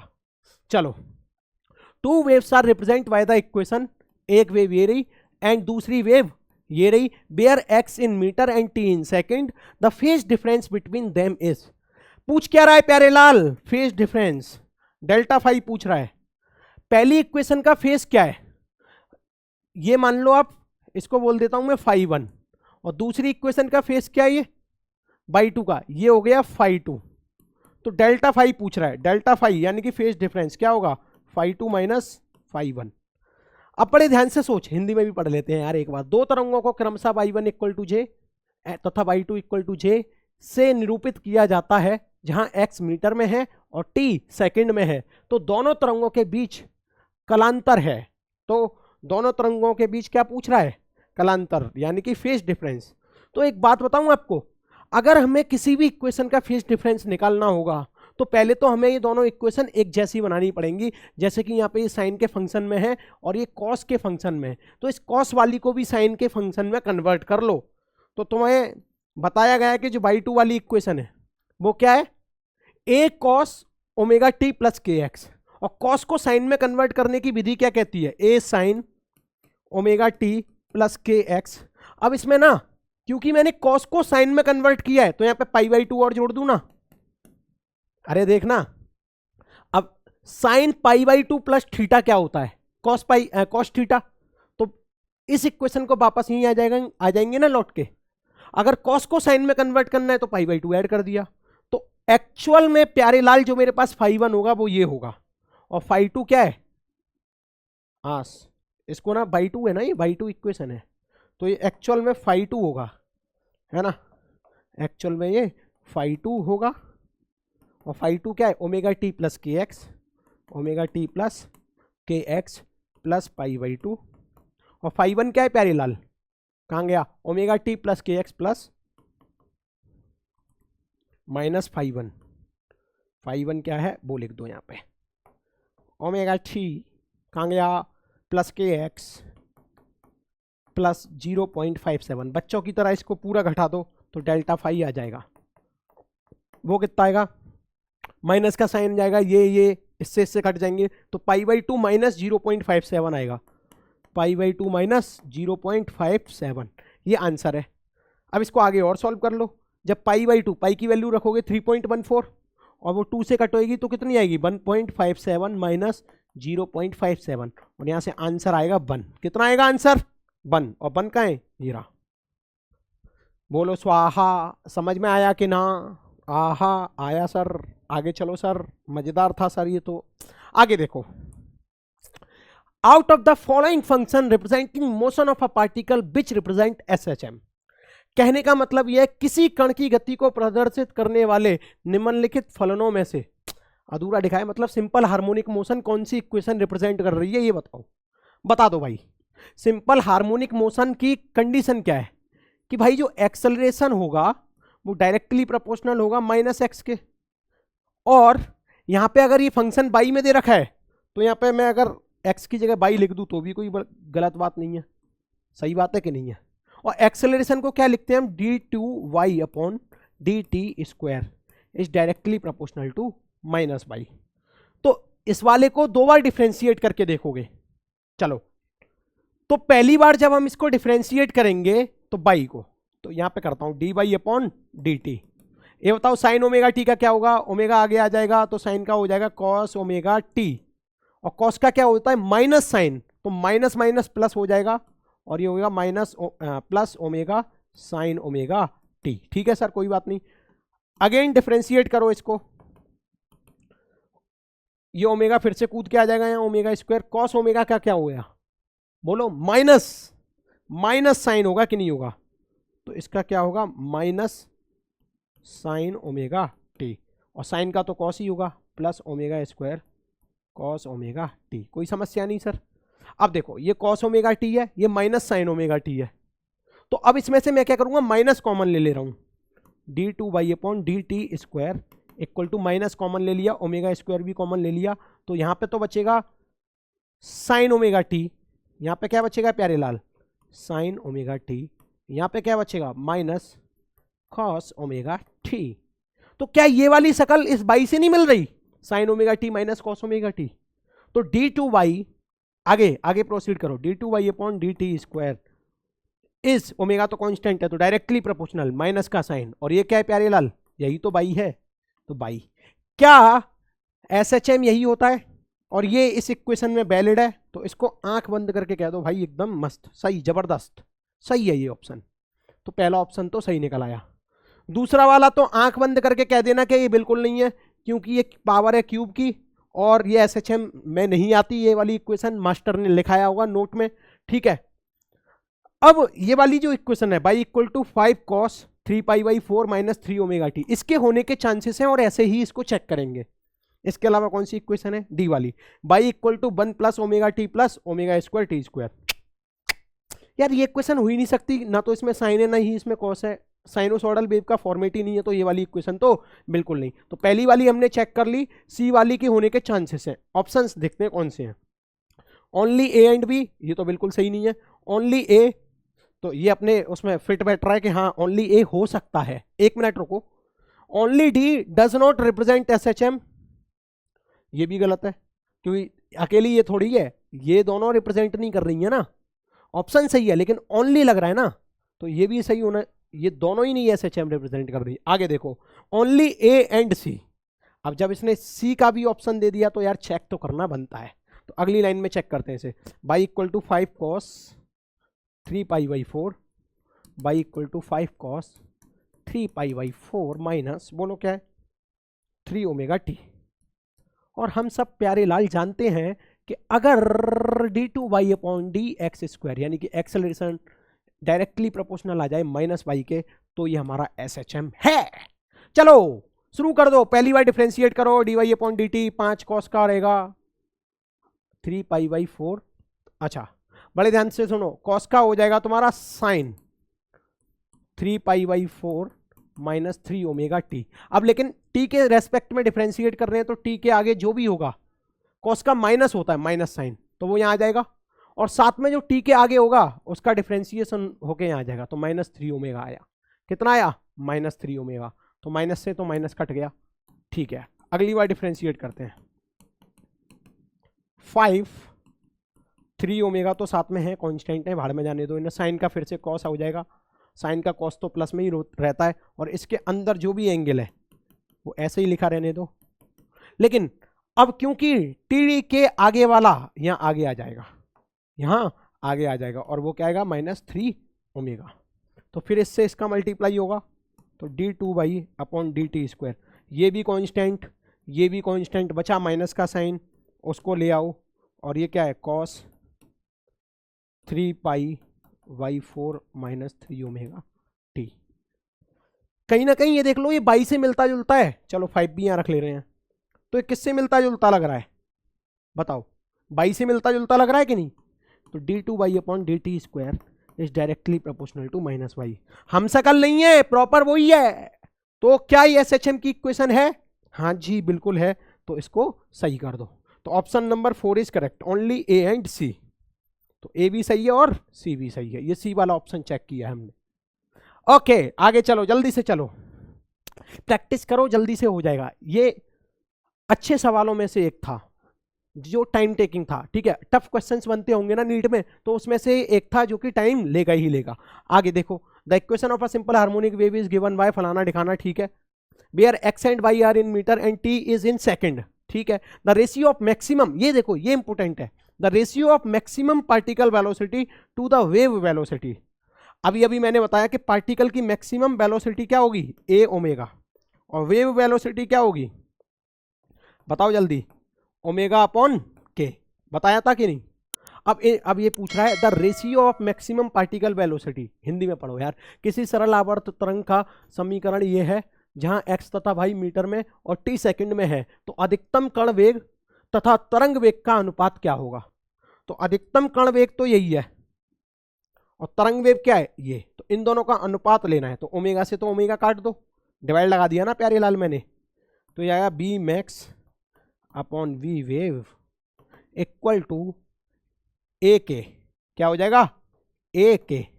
अब यहां पे देख एम्पलीट्यूड का है, इस इक्वेशन में ये वाला जो पार्ट होता है वो एम्पलीट्यूड बताता है, एम्पलीट्यूड क्या है इसका 3, और के का फॉर्मूला क्या होता है 2 पाई अपॉन लैम्डा। लिखने की जरूरत नहीं है क्योंकि हमें पता है कि हमारी जो जनरल इक्वेशन होती है वो क्या होती है, y equal to A sine, ठीक है, ओमेगा टी, यहाँ पे ओमेगा टी है तो यहाँ पे माइनस के एक्स कर लो, ठीक है, कोई समस्या नहीं। तो यहाँ पे ये जो है ना ये के वाला टर्म मिस है, तो क्या इस वाली चीज का अंदर मल्टीप्लाई नहीं करोगे यहाँ पे, तो यहाँ पे जब तुम मल्टीप्लाई करोगे तो ये क्या हो जाएगा, देखो ये ब्रैकेट ही लिख रहा हूँ मैं बस, पाई by 2 into 50t minus pi by 2 x. तो क्या के की वैल्यू यही नहीं है, कंपेयर करा लो ना इक्वेशन, तो क्या के की वैल्यू यही है ना, तो के की वैल्यू जब ये है तो ये आ जाएगी यहाँ पे पाई बाई 2, सॉरी 2 बार मल्टीप्लाई क्यों करेंगे हम, पाई बाई 2। तो जो आंसर आएगा B max upon V wave का, B max upon V wave का वो क्या आएगा 3 पाई अपॉन 2। चलो ऑप्शन चेक करो कोई है क्या, 3 पाई अपॉन 2 पहला ऑप्शन करेक्ट है, करेक्ट है, करेक्ट है। जलबेदार तरीके से समझ में आया, कुछ नहीं है, बस ये आपको अगर फॉर्मूले याद है तो मस्त तरीके से इन क्वेश्चंस को आप हल कर सकते हो। चलो अगले प्रश्न की ओर हम बढ़ते हुए, इसकी पीपीटी मिल जाएगी, टेंशन मत लेना। A wave traveling in the positive x direction having displacement along y direction as 1 meter। देखो एक वेव ट्रेवल कर रही है पॉजिटिव एक्स डायरेक्शन में having displacement along y direction as 1 metre, wavelength 2 pi and frequency is represented by, तो जो information given है वो लिख लो, वेवलेंथ कितना है 2 पाई और फ्रीक्वेंसी कितना है 1 अपॉन पाई, ठीक है मास से। और ये कह रहा है having displacement along y direction as 1 metre, तो बाई डायरेक्शन में जो डिस्प्लेसमेंट होगी ना, ये क्या था frequency equal to 1 upon pi, हाँ ठीक है। ये 1 मीटर जो है, ये जो दे रखा है वो एम्पलीट्यूड दे रखा है, हिंदी में पढ़ो, एक तरंग धनात्मक एक्स दिशा में गति करती है जिसका विस्थापन वाई दिशा के अनुदिश 1 मीटर है, तो मैक्सिमम एम्पलीट्यूड जो है वो 1 मीटर है, तरंग दैर्घ्य 2 पाई मीटर है और आवृत्ति इतनी है, तो निम्न में से कौन सा समीकरण ठीक है। तो देखो आप जानते हो कि जो आपने जनरल इक्वेशन पढ़ी है वो है y equal to A sine omega T minus के एक्स, यही पढ़ी है क्या, या ऐसा कर लो के एक्स माइनस ओमेगा टी, क्या पढ़ी है के एक्स माइनस ओमेगा टी। चलो अब यहाँ पे देखो एम्पलीट्यूड कितना है प्यारे लाल 1, साइन के की जगह क्या आना चाहिए 2 pi by lambda, 2 pi by lambda, और लैम्डा की वैल्यू क्या है 2 पाई, अरे सही है कि नहीं है, माइनस ओमेगा, क्योंकि ओमेगा तुम्हें डायरेक्ट नहीं दे रखा, लेकिन तुम जानते हो अगर तुम्हें फ्रीक्वेंसी पता है तो ओमेगा का सूत्र होता है 2 पाई एफ इंटू टी, और फ्रीक्वेंसी कितनी है 1 पाई, तो यहाँ पे फ्रीक्वेंसी की जगह लिखोगे आप 2 पाई अपॉन 1 अपॉन पाई, ठीक है, एकदम एक्यूरेट है, पाई से पाई मार दे, 2 पाई से पाई मार दे, तो जो बचेगा वो ये है y equal to sine x minus बोल 2t। कहाँ पे है, कहाँ पे है, सेकंड वाला, सेकंड वाला मैच कराओ, कर दो, जल्दी से कर दो, ऐसे क्वेश्चंस नहीं बचने चाहिए, सही होने चाहिए, ठीक है प्यारे लाल, समझ में आया, आगे बढ़े बढ़े, ओके। इधर देखो, if n1 n2 and n3 are the fundamental frequencies of 3 segments into which string is divided, then the original fundamental frequency n of the string is given by। Hindi में पढ़ो, यदि n1 n2 और n3 तीन भागों की मूल आवृत्तियां हैं जिनमें रस्सी विभाजित की जाती है, तब रस्सी की वास्तविक मूल आवृत्ति एन निम्न द्वारा दी जाती है। तो बड़े ध्यान से सोचो ये क्या है। मान के चलता हूं ये एक रस्सी है जिसकी पूरी रस्सी की फ्रीक्वेंसी एन है और लेंथ कितनी है इसकी, एल। सही है कि नहीं है? अब इस रस्सी को 3 भागों में कट किया जाता है, 1 2 3। सुनना, बड़े ध्यान से सुनना। और यहां पे इसकी लेंथ है L1, इसकी लेंथ है L2, इसकी लेंथ है L3। और हम अपनी इंफॉर्मेशन के आधार पर जानते हैं कि फ्रीक्वेंसी जो है इनवर्सली प्रोपोर्शनल होती है लेंथ के। और यहां पे फ्रीक्वेंसी को F से ना बोल के किससे बोला गया है, N से। तो क्या यहां पे N चिपका दूं? अब बड़े ध्यान से सोच, अगर ये पूरी रस्सी होती तो फ्रीक्वेंसी क्या लिखता, N equal to directly proportional का साइन हटाऊंगा तो एक को ये कांस्टेंट लेता हूं तो K अपॉन L लिखता कि नहीं? सही बात है मास्टर। लेकिन समझने वाली बात क्या है, ये 3 रस्सी L1 L2 L3 की अलग अलग लेंथ की है, L1 L2 L3। लेकिन एक बात बता, इन्हें एक साथ मिला के लिखूंगा, यहां पे लिखते हैं। अब ये 3 रस्सी हैं L1 L2 L3, total length क्या होगी, L1 plus L2 plus L3। ठीक है, कोई समस्या नहीं। तो इस लेंथ को फ्रीक्वेंसी के टर्म में लिखते हैं। तो L इक्वल टू क्या आएगा, K अपॉन N। क्या आया, L equal to K upon N। तो यहां पे K अपॉन N लिख दिया। सेम ऐसे ही L1 के लिए क्वेश्चन में बोला हुआ है, देखो N1, L2 के लिए N2, L3 के लिए N3। तो इनकी जो फ्रीक्वेंसी है वो अलग अलग ऑब्टेन हो रही है। तो इसके लिए क्या हो रही है, N1। तो इसके लिए K लिखूंगा, क्योंकि K अपॉन N है तो यहाँ आएगा N1।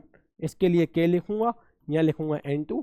इसके लिए भी K लिख देता हूँ, यहाँ लिखूंगा N3, क्योंकि कांस्टेंट K तो एक ही है। अब सोच के कांस्टेंट मर जाएगा तो 1 अपॉन N इक्वल टू क्या आएगा, 1 अपॉन N1। बोलो समझ में आयो कि नहीं आयो? अरे जैसे वोल्टेज के साथ करते थे ना, जैसे कैपेसिटेंस में करते थे, कुछ कुछ ये वैसे ही है। ऑप्शन कौन सा हो लिया भैया, ये वाला हो लिया, पहला वाला। कौन सा ऑप्शन हो लिया, पहला वाला। चलो अगले क्वेश्चन पे चलते हैं। ये किसने सॉल्व कर रखा है, चलो इधर ध्यान दो।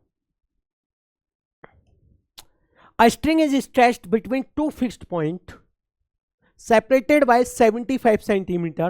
It is observed to have resonant frequency of 420 Hz and 315 Hz.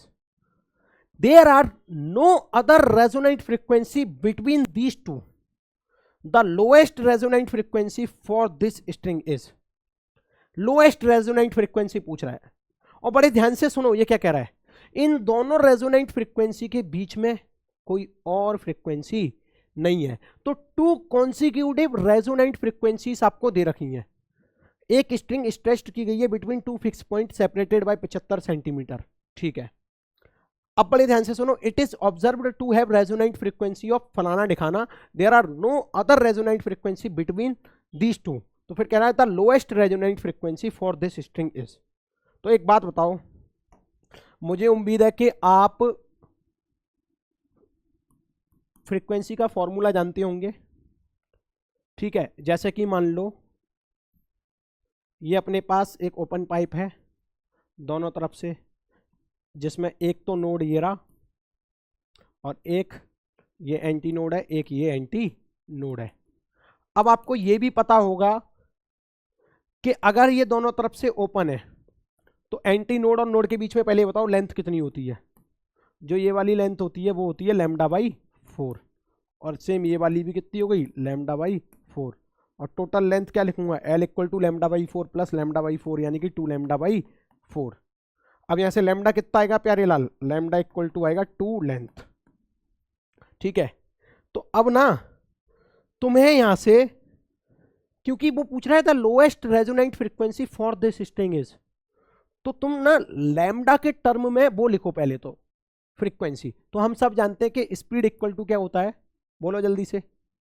Speed equal to होता है फ्रीक्वेंसी इनटू लैम्डा, होता है कि नहीं, अरे बोलो। अच्छा, तो महाशय एक बात बताओ, फ्रीक्वेंसी, अब इसकी तुम्हें लेंथ के बारे में ज्ञान है, लैम्डा के बारे में नहीं, तो लैम्डा की जगह क्या लिख लोगे आप, 2L। सही बात है। तो यहां से फंडामेंटल फ्रीक्वेंसी क्या लिखोगे, B/2L। तो ये फंडामेंटल मोड की फ्रीक्वेंसी है रेजोनेंस में। ठीक है, तो अगर मैं एन टर्म्स के लिए अगर इस फ्रीक्वेंसी को लिखूंगा तो क्या लिखूंगा, ये तो फर्स्ट हार्मोनिक के लिए ना, तो एन वी अपॉन 2L, ये फंडामेंटल भी है, तो एफ इक्वल टू क्या आएगा, एन वी अपॉन 2L। ठीक है भाई साहब, अब बड़े ध्यान से सोचो, अब बड़े ध्यान से सोचो क्वेश्चन में क्या बोला है। It is observed to have resonant frequency of 420 hertz and 315 hertz, there are no other resonant frequency between these two, इन दोनों के बीच में कोई और रेजोनेंट फ्रीक्वेंसी नहीं है। तो ये दोनों मतलब क्या हुआ, कॉन्जिक्यूटिव रेजोनेंट फ्रीक्वेंसी है। अगर मान लो छोटी वाली 315 है, तो 315 मैं मान के चलता हूं ये एन टर्म्स पे होगी, एन वी अपॉन 2L। ठीक है, तो दूसरी वाली कौन सी है, इससे जस्ट अगली वाली, तो एन में एक और जोड़ दो, तो n plus 1 into v upon 2L equal to 420। ये अपने पास पहली इक्वेशन हो गई, ये अपने पास दूसरी इक्वेशन हो गई, और डिवाइड लगाओ। डिवाइड लगाने से हमें ये पता चलेगा कि एन की वैल्यू क्या है, और एन की वैल्यू निकालना बहुत जरूरी है। तो जब हम इसका डिवाइड लगाएंगे ना प्यारे लाल, तो ये होगा 315 अपॉन 420 इक्वल टू 2L से 2L साफ हो जाएगा, ये n अपॉन n प्लस 1।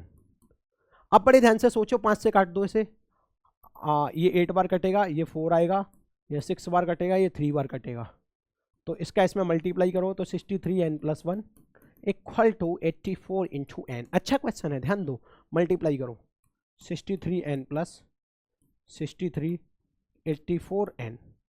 अब इसको इधर ले जाओ, ये तो 63 है, 84 में से 63 गया तो कितना बचेगा, 21n बचेगा कि नहीं, n से इसको काटो, कितना आया, n की वैल्यू 3 आई। अब मास्टर ये तो बता दे n की वैल्यू 3 क्यों निकाली, क्योंकि मेरे को ये पता चल गया कि यदि n की वैल्यू 3 है तो मतलब थर्ड वाली पोजीशन पर जो फ्रीक्वेंसी की वैल्यू है, यानी कि ये, वो कितनी है, 315। तो पहली इक्वेशन में इसको रखो, 315 equal to n v upon 2L, तो 3v, ठीक है, अपॉन 2L। सही है कि नहीं है, 3 से इसको साफ कर दे, कितनी बार, मेरे को लगता है 3 से इसको साफ करोगा तो b अपॉन 2L की वैल्यू कितनी आएगी, 105, कितनी आएगी, 105। और हमसे पूछ क्या रहा है, ध्यान से देखो, the lowest resonant frequency for this string is, तो हमसे लोएस्ट वाली पूछ रहा है, और लोएस्ट वाली के लिए क्या होता है, लोएस्ट वाली के लिए n की वैल्यू 1 होनी चाहिए। तो ओरिजिनल फॉर्मूला क्या है फ्रीक्वेंसी का, एन वी अपॉन 2L, और लोएस्ट निकालनी है तो n की वैल्यू क्या रख दूंगा, b अपॉन 2L। तो b अपॉन 2L कितना आया, 105, कितना आया, 105। तो यही आंसर हो जाएगा, कहां गया 105, ये रहा। तो answer number 1 is correct. The lowest resonant frequency for this string is, n की वैल्यू जितनी कम होगी उतनी ज्यादा लोएस्ट फ्रीक्वेंसी होगी। सही है, शाबाश, अच्छा क्वेश्चन था मास्टर, समझ में आ गया। एक और बार देखना इस क्वेश्चन को मैंने कैसे किया। आगे चलो, कॉन्सेप्ट क्लियर है, उसके बाद ये क्वेश्चन करना पड़ेगा, इसकी प्रैक्टिस करनी पड़ेगी, जब ये आ पाएगा। If the initial tension on a stretched string is doubled, then the ratio of the initial, ये गलत क्वेश्चन लिखा है कुछ, हिंदी में पढ़ता हूं। यदि किसी खींची हुई रस्सी में तनाव का मान प्रारंभिक मान का दोगुना हो जाए, तो यहां आना चाहिए इफ द इनिशियल, नहीं final, if the final tension on a stretched string is doubled, then the ratio of the initial and final speeds of a transverse wave along the string is. दिमाग घुमाओ यार, तुमने wave motion पढ़ रखा है, उसमें ये कह रहा है कि एक स्ट्रिंग को खींच रहे हैं, यानी कि टेंशन की बात हो रही है और स्पीड की चर्चा हो रही है। तो एक ऐसा रिलेशन याद करो जो तुमने स्पीड और टेंशन के बीच में पढ़ा होगा, तो वो आता है b equal to root t upon mu, और यहाँ पे जो म्यू होता है वो मास पर यूनिट लेंथ होता है, रोप का मास पर यूनिट लेंथ। तो क्या इस रिलेशन से मेरे को समझ में आ रहा है कि b is directly proportional to t। अब सोच, अगर मैं दोनों को कंपेयर कर दूं तो b इनिशियल इक्वल टू क्या लिखूंगा, रूट टू इनिशियल, और b फाइनल इक्वल टू क्या लिखूंगा, रूट टी फाइनल। कंपेयर करके डिवाइड लगा दिया। इनिशियल की वैल्यू कितनी है, if the final tension on a stretched string is doubled, ध्यान से सुनना, फाइनल टेंशन को क्या कर दिया, डबल कर दिया इनिशियल के। तो मैं मान के चलता हूं कि इनिशियल की जो टेंशन है वो टी है और वेलोसिटी v है, तो फाइनल वेलोसिटी पूछ रहा है root t upon root two t. सही है कि नहीं है, क्या टी से टी काट दूं, और पूछा क्या है, then the ratio of the initial and final speed, तो ये इनिशियल है ये फाइनल है, तो b initial ratio b final is equal to 1 ratio root two. Simple सी बात है यार, 1 ऊपर आ रहा है, √2 नीचे आ रहा है। सेकंड ऑप्शन करेक्ट है। नीट 2022 का क्वेश्चन है। कितना सिंपल और लॉजिकल क्वेश्चन है। आगे चलो आगे चलो आगे चलो। तो वेव मोशन को खत्म करने के बाद अब हम साउंड वेव के कुछ बढ़िया बढ़िया क्वेश्चंस लगाते हैं। आगे चलिए, हमारे सामने नीट का क्वेश्चन आ चुका है, इस पर ध्यान दीजिए। क्या कह रहा है। An air column closed at one end and open at the other resonate with a tuning fork when the smallest length of the column is 50 centimeter, the next larger length of the column resonating with the same tuning fork। तो resonance frequency के ऊपर ही question है। अब जैसे कि मैं मान के चलता हूं, क्वेश्चन में बोला है कि एक एयर कॉलम है, ठीक है, क्लोज्ड एट वन एंड, जो कि एक वन एंड से क्लोज्ड है, and open at the other, ठीक है। और यहाँ पे हमने ट्यूनिंग फॉर्क बजाई, तो इसकी जो फ्रीक्वेंसी है, रेजोनेटिंग फ्रीक्वेंसी, उससे एयर डिस्टर्ब हुई। और तुम समझ गए होंगे कि एक यहाँ पे, क्योंकि एक तरफ से खुला है, तो यहाँ पे एंटी नोड होगा, एक ये नोड होगा। और इसकी जो लेंथ लिखते हैं वो क्या लिखेंगे हम, L इक्वल टू λ/4। क्या लिखेंगे, λ/4। और जब हम इसकी फ्रीक्वेंसी लिखेंगे, ठीक है, फंडामेंटल फ्रीक्वेंसी बोल लो इसको, फ्रीक्वेंसी लिखेंगे तो वो क्या लिखेंगे, B/λ। और लैम्डा क्या होगा यहाँ पे, यहाँ से देख लो 4L होगा कि नहीं, तो B/4L। सही है, सही बात है एकदम सर। तो यहाँ पे एक बात बताओ sir, resonate with a tuning fork when the smallest length of the column is 50 centimetre. Smallest length, अच्छा इसकी 50 सेंटीमीटर स्मॉलेस्ट लेंथ है, ठीक है ठीक है। तो फ्रीक्वेंसी के बारे में कोई चर्चा नहीं हो रही, वो ये कह रहा है कि अगर एक और कॉलम ऐसा लिया जाए तो इससे नेक्स्ट वाली लार्जर लेंथ क्या होगी कॉलम की, जिससे कि वो सेम ट्यूनिंग फॉर्क से रेजोनेट हो जाए। तो देखो, मतलब कि अगर एक बार रेजोनेट हो जाती है तो λ/4, अगली बार करनी है तो क्या होगा, सिस्टम देखना बड़े ध्यान से, ये तो ऐसे होगा,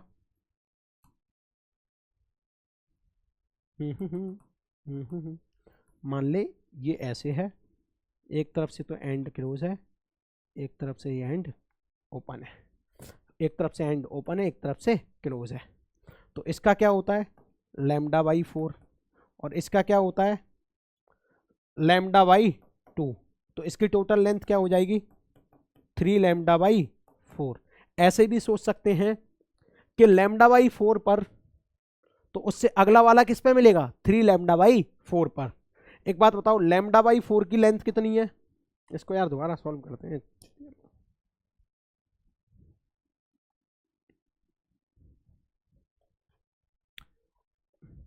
तो ये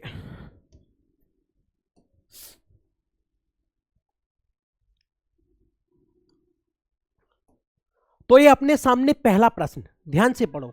N air column closed at one end and open at the other. एक एयर कॉलम है, ठीक है, resonate with a tuning fork when the smallest length of the column is 15 centimetre. सबसे छोटी लेंथ कितनी है, 50 सेंटीमीटर। तो मैं मान लेता हूं कि ये एयर कॉलम है और इसको ना ट्यूनिंग फॉर्क से रेजोनेट किया जाता है। तो जब इसे रेजोनेट करेंगे तो सबसे पहले जब रेजोनेट करेंगे तो इसने बोल रखा है साफ साफ कि जो एयर कॉलम होगा वो क्लोज्ड होगा एक एंड से और एक एंड से ओपन होगा। तो यहां से तो ये क्लोज है और यहां से ये ओपन है। तो ऐसे रेजोनेट में आप क्या लिखोगे, जो लेंथ होती है यहां से यहां तक की वो क्या होती है, λ/4। अगली लाइन में बोल रहा है the next larger length of the column resonating with the same tuning fork. तो अगर पहली λ/4 है तो अगली कौन सी होगी जिससे वो सेम ट्यूनिंग फॉर्क से रेजोनेट करे। तो बड़े ध्यान से सोचो, अगली वाली के लिए क्या है, फिर इसको एक तरफ से ओपन करना है और इससे नेक्स्ट वाली चाहिए, तो इसके आगे एक और बनेगी इस तरीके से, यहां से क्लोज होगी। तो ये एक एंटी नोड यहाँ, एक नोड यहाँ आएगा, ठीक है, एक एंटी नोड यहाँ आएगा, एक नोड यहाँ आएगा, एक एंटी नोड यहाँ आएगा। अब बड़े ध्यान से सोचो, इसकी लेंथ कितनी है, λ/4, और दो नोड के बीच में जो लेंथ होती है वो होती है λ/2। कितनी होती है प्यारे लाल, λ/2। तो टोटल लेंथ इसकी कितनी हो जाएगी, 3λ/4। ठीक है, अब बड़े ध्यान से सोचना, जो नेक्स्ट लार्जर लेंथ होगी कॉलम की वो कितनी होनी चाहिए, 3λ/4। और इस वाले की कितनी है 50 सेंटीमीटर, यानी कि लैम्डा बाई 4 की वैल्यू कितनी है 50 सेंटीमीटर।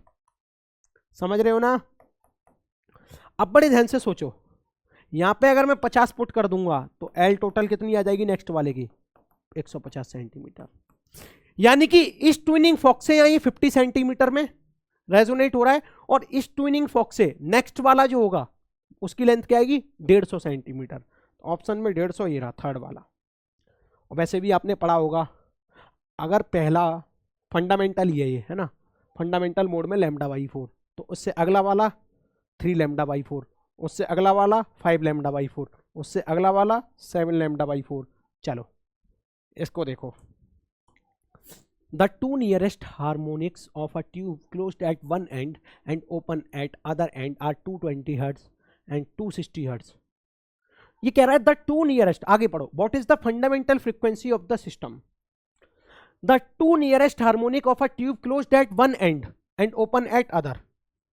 एक एंड से क्लोज है और एक एंड से ओपन है। अभी अभी बताया कि इसकी जो लेंथ होगी, एक एंटी नोड और एक नोड के बीच में जो लेंथ होती है वो क्या होती है लैम्डा बाई 4, ठीक है।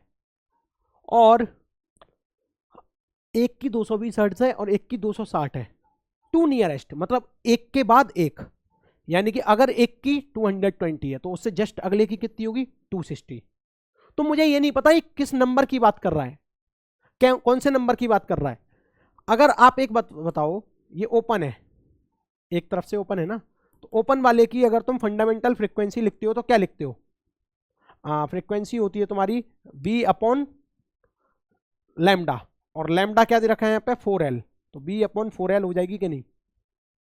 ये तो फंडामेंटल पहले वाली की बात हो रही है। अगर nth की बात करेंगे, nth की बात करेंगे तो क्या लिखेंगे F N B upon 4L। इसका क्वेश्चन अभी करा चुका हूं मैं आपको। फ्रीक्वेंसी का यहाँ पे फॉर्मूला हम यूज करेंगे।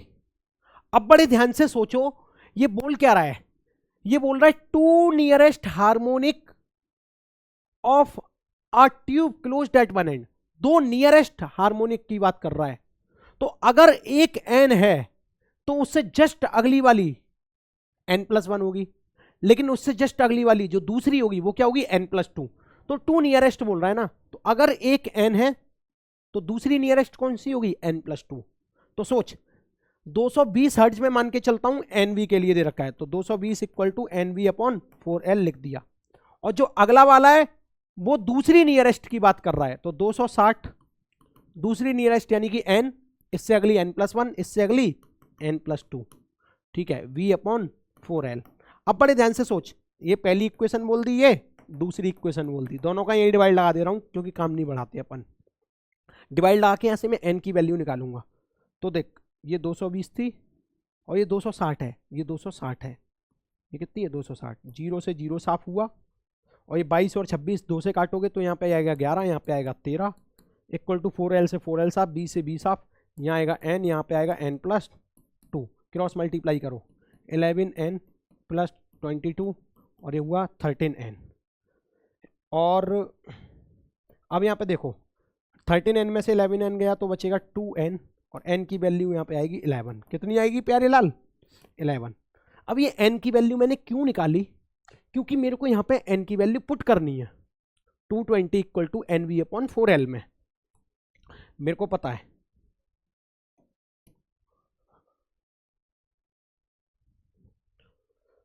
तो इस वैल्यू को आप पुट करते हैं किसमें 220 equal to nv upon 4L में, पहली इक्वेशन में।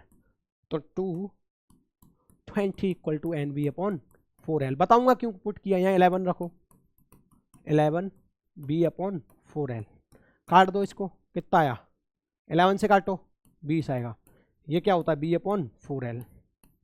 अच्छा अब ये बताओ फंडामेंटल फ्रीक्वेंसी का फॉर्मूला क्या होता है। फंडामेंटल का n की वैल्यू क्या हो जाती है 1। अगर nv अपॉन 4L है तो n की वैल्यू क्या हो जाएगी यहाँ पे 1, क्या हो जाएगी यहाँ पे 1। तो b अपॉन 4L कितना आया 20 हर्ट्ज।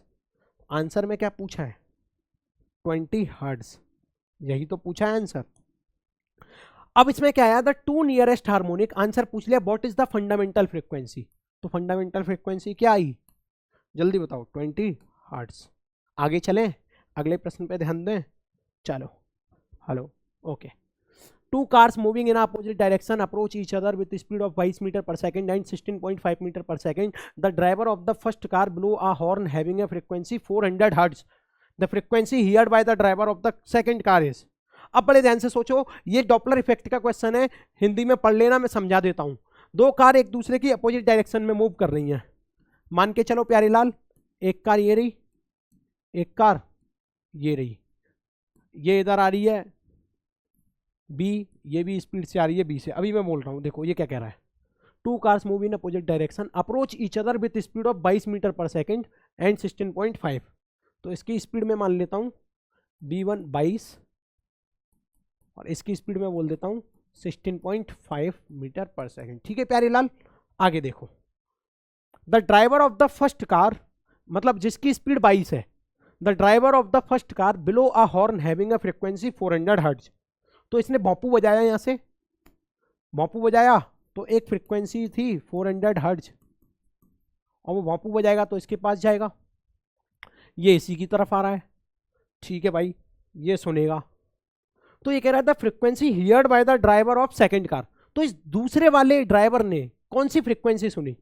बेशक इसके हॉर्न ने 400 हर्ट्ज की फ्रीक्वेंसी निकाली, लेकिन ये कुछ और फ्रीक्वेंसी सुनेगा, क्योंकि ये भी चल रहा है, ये भी चल रहा है. डॉपलर अंकल का एक फॉर्मूला होता है, उन्होंने बताया था कि देखो भैया, एफ अपीयरेंट जो रियल फ्रीक्वेंसी होती है वो तो है ही रियल इसकी. तो अपीयरेंट फ्रीक्वेंसी क्या होगी? F real velocity of sound, और यहां पे आएगा माइनस वेलोसिटी ऑफ ऑब्जर्वर, और नीचे आएगा velocity minus velocity of source. ये रिलेटिव वेलोसिटी लिख रखी है मैंने. एक्चुअली में जो साइन लेते हैं हम, वो रिलेटिव वेलोसिटी के आधार पर लेते हैं. अब बड़े ध्यान से सोचना.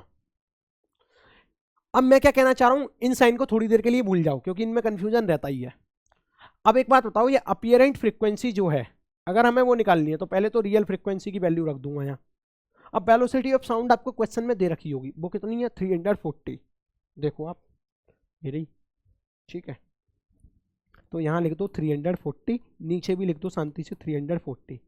अब बड़े ध्यान से सोचो, क्या ये वाला जो सोर्स है, जो यहाँ पे भोंपू बजाएगा उसको सोर्स बोल देता हूं, और जो सुनेगा, जो उसको ऑब्जर्व करेगा, उसको ऑब्जर्वर बोल दे रहा हूं.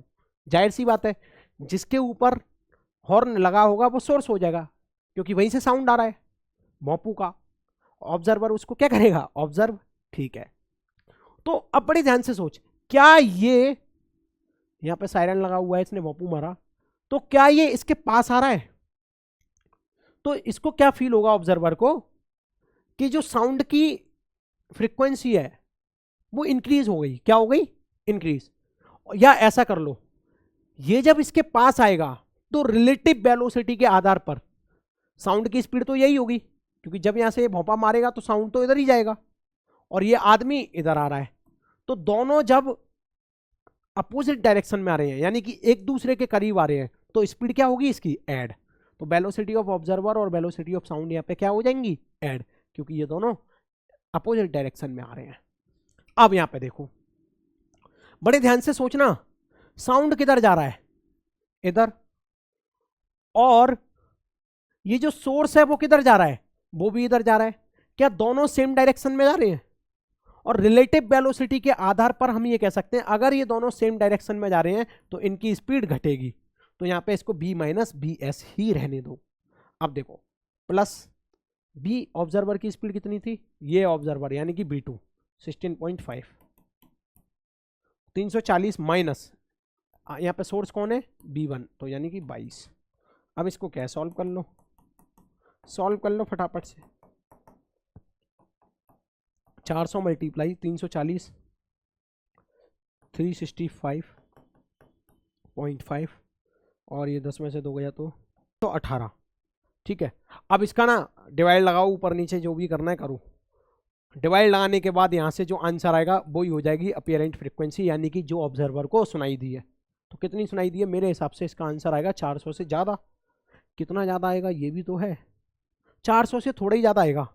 क्योंकि ऐसे सोच लो यार, इसको कैलकुलेट करने से तो बढ़िया है कि 365/318, अगर हम इस चीज़ का डिवाइड लगाएंगे तो 1 पॉइंट कुछ आएगा, ये 1.2 आएगा. सॉल्व करके देख लेना आप लोग. जब इसका इसमें मल्टीप्लाई होगा तो एफ अपीयरेंट आ जाएगा 448 के आसपास हर्ट्ज।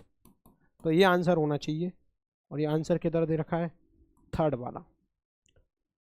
ये समझने की बात है कि बस आपका कंफ्यूजन रहता है रिलेटिव वेलोसिटी में। साउंड और ऑब्जर्वर यदि एक ही डायरेक्शन में चलेंगे तो माइनस होगा, साउंड यदि सोर्स अपोजिट डायरेक्शन में चलेंगे तो प्लस होगा, सेम डायरेक्शन में कोई भी चले तो प्लस, अपोजिट सेम डायरेक्शन में माइनस और अपोजिट डायरेक्शन में प्लस। ठीक है, ये याद रखना है बस, और वैसे ही प्लस माइनस का एडजस्ट कर लेना साइन। आगे चेक करो। A tuning fork is used to produce resonance in a glass tube. The length of air column of this tube can be adjusted by a variable piston at room temperature of 27 degrees Celsius. Two successive resonances are produced at 20 cm and 73 cm of the column. ये line याद रखो, two successive resonances are produced. ठीक है, if the frequency of the tuning fork is 320 Hz, the velocity of the sound at air 27 degrees Celsius is। पहली बात तो यहाँ पे से टेम्परेचर फालतू में दे रखा है, अगर 27 की जगह टी भी दे रखा होता तो भी काम चल जाता। ठीक है, तो टेम्परेचर की महिमा का कोई रोल नहीं है। पूछ क्या क्या रहा है, एक्सपेरिमेंटल क्वेश्चन है ये। एक ट्यूनिंग फॉक है जो कि रेजोनेंस प्रोड्यूस कर रही है ग्लास ट्यूब में। The length of the air column in this tube can be adjusted by a variable piston. ठीक है, उसकी लेंथ एडजस्ट की जा रही है। तो टू सक्सेसिव रेजोनेंस प्रोड्यूस कर रहे हैं, एक तो 20 सेंटीमीटर और एक कर रही है 73 सेंटीमीटर लेंथ। ठीक है ठीक है ठीक है, कोई समस्या नहीं हमें। मैं तो कह रहा हूं इसको देखो, ये कहना क्या चाहता है, ये कहना चाहता है, तो वेलोसिटी इक्वल टू होता है B equal to F into lambda. अब बड़े ध्यान से सोचना है यहाँ पे, मेरे को बोल रखा है कि भाई जो एक एयर कॉलम है उसमें दो सक्सेसिव रेजोनेंस हो रहे हैं एयर कॉलम में। ठीक है ठीक है, आगे वो देखो, बड़े ध्यान से पढ़ना है इसको। Two successive resonance are produced at 20 centimetre and 73 centimetre. तो मैंने माना मैं पहला रेजोनेंस जो है फंडामेंटल वाला ही ले लेता हूँ, ये है, और इस पर लेंथ क्या होगी इसकी, L equal to lambda by 4। क्या होगी जल्दी बोलो, L equal to lambda by 4। अगला वाला देखो, अगला वाला जो होगा वो किस लेंथ पे होगा, 3 लैम्डा बाई 4 पे होगा कि नहीं, ये बात तो मैं बता चुका हूँ, कितनी बार समझाया अभी। अगला वाला होगा कैसे, मान लो यहाँ पे ट्यूनिंग फॉक है, पहला बजा दिया, फिर दूसरा इसका जस्ट अगला सक्सेसिव वाला, तो वो कुछ ऐसे होगा। ठीक है, तो इसकी लेंथ कितनी होगी, 3 लैम्डा बाई 4। इसको L1 बोल देता हूँ, इसको L2 बोल देता हूँ। अब हमें वेलोसिटी अगर किसी भी चीज़ की निकालनी है तो वो क्या करेंगे हम, फ्रिक्वेंसी इंटू लैम्डा। सही बात है, कोई समस्या नहीं सर हमको कोई समस्या नहीं। अब एक बात सोचना, बड़ी ध्यान से सोचना, इसमें जो L1 की वैल्यू है वो क्या है, लैम्डा बाई 4। यहां से अगर मैं लैम्डा की वैल्यू निकालना चाहूं तो L1 लैम्डा बाई 4, तो यहां पे लिखूंगा मैं, ये देखो, अगर मेरे को ये वेलोसिटी निकालनी है तो मुझे लैम्डा चाहिए कि नहीं, और लैम्डा निकालने के लिए मैं क्या करूंगा, इस वाली में से ये वाली लेंथ घटा दूंगा, तो L2 minus L1 equal to 3 lambda by 4 minus lambda by 4 करूंगा तो मेरे हिसाब से कर लेना आप, लैम्डा बाई 2 आ जाएगा, और लैम्डा की वैल्यू यहाँ से क्या आएगी, 2 L2 माइनस L1। ठीक है कि नहीं है, तो वेलोसिटी इक्वल टू क्या आएगा, frequency into 2 L2 minus L1। ये डायरेक्ट रिजल्ट भी याद कर लेते हैं कुछ लोग, लेकिन आप मत करना, मैंने बता दिया कैसे आएगा। बी इक्वल टू फ्रिक्वेंसी की वैल्यू क्या है यहाँ पे, 320 हर्ट्ज, तो 320 मल्टीप्लाई 2, L2 कितना है, L2 की लेंथ देखो 73, और L1 की कितनी है 20, तो 73 माइनस 20। सॉल्व करो इसको, 320 इंटू 2, 3 7 में से 2 गया तो 5, तो ये बचेगा भाई। अब इसको है ना, ये सेंटीमीटर में, किस में, ये सेंटीमीटर में, तो मीटर में कन्वर्ट कर लेना है इसको। ओके ओके सर ओके, तो ये आएगा तुम्हारा 2 2 जा 4, 3 2 जा 6, 640 multiply 53 into 10 to the power minus 2। तो अगर इसको तुम सॉल्व करोगे तो लगभग 340 हर्ट्ज के आसपास, 340 मीटर पर सेकंड के आसपास आएगा आंसर। सॉल्व करके देख लेना, है ना, और इसका ऑप्शन मैच करा लेते हैं। 339, एक्चुअली में ये आएगा 339.2। कितना आएगा ये, 339.2। सॉल्व कर लेना आप लोग, ठीक है। तो ये ऑप्शन मैच हो गया अपना सेकंड वाला। आगे चलो, आगे आगे बड़े ध्यान से देखो आप, ये नीट 2023 में आया हुआ क्वेश्चन है।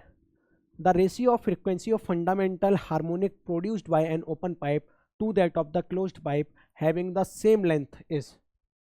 एक ओपन पाइप है, एक क्लोज पाइप है। ओपन पाइप के लिए फ्रीक्वेंसी क्या लिखोगे, जल्दी बोलो। अभी अभी देखा है NV/2L, क्योंकि यहाँ पे लैम्डा क्या होता है, L इक्वल टू होता है λ/2, तो लैम्डा की वैल्यू यहाँ से आ जाती है 2L। लेकिन अगर हम क्लोज पाइप की बात करें, किसकी बात करें हम, क्लोज्ड पाइप की। क्लोज्ड पाइप का मतलब क्या हुआ कि जो लेंथ होगी उसकी वो क्या होगी, λ/4 के बराबर होगी कि नहीं। तो यहाँ से लैम्डा जो आएगा वो आएगा 4L। कितना आएगा, ये ओपन ये क्लोज, NV/4L। और किसकी बात कर रहा है ये, the ratio frequency of fundamental. जब फंडामेंटल की बात कर रहा है तो एन की वैल्यू मत लिखो, यहाँ पे एन की वैल्यू बिल्कुल भी मत लिखो। फंडामेंटल यानी कि यहाँ पे भी बनाएगा, यहाँ पे भी बनाएगा, तो डिवाइड लगा दो। देखो बी से बी साफ हो गया, एल से एल साफ हो गया, ये 4 ऊपर पहुंच जाएगा, तो FO/FL इक्वल टू 4/2। काटो, कितना आया 2:1। तो ऑप्शन कौन सा है भाई, 2:1, पहला वाला ऑप्शन यहाँ पे एकदम जबरदस्त सटीक है। तो ऐसे ही होते हैं क्वेश्चंस, है ना। अगला क्वेश्चन है क्या कोई, नहीं। Thank you thank you thank you. आज के क्वेश्चंस को हमने अच्छे तरीके से किया और मुझे उम्मीद है कि आपने ये पूरा वीडियो देखा होगा और इन क्वेश्चंस को अटेम्प्ट किया होगा। अगली वीडियो में कभी मिलेंगे, जब तक के लिए बाय बाय टाटा।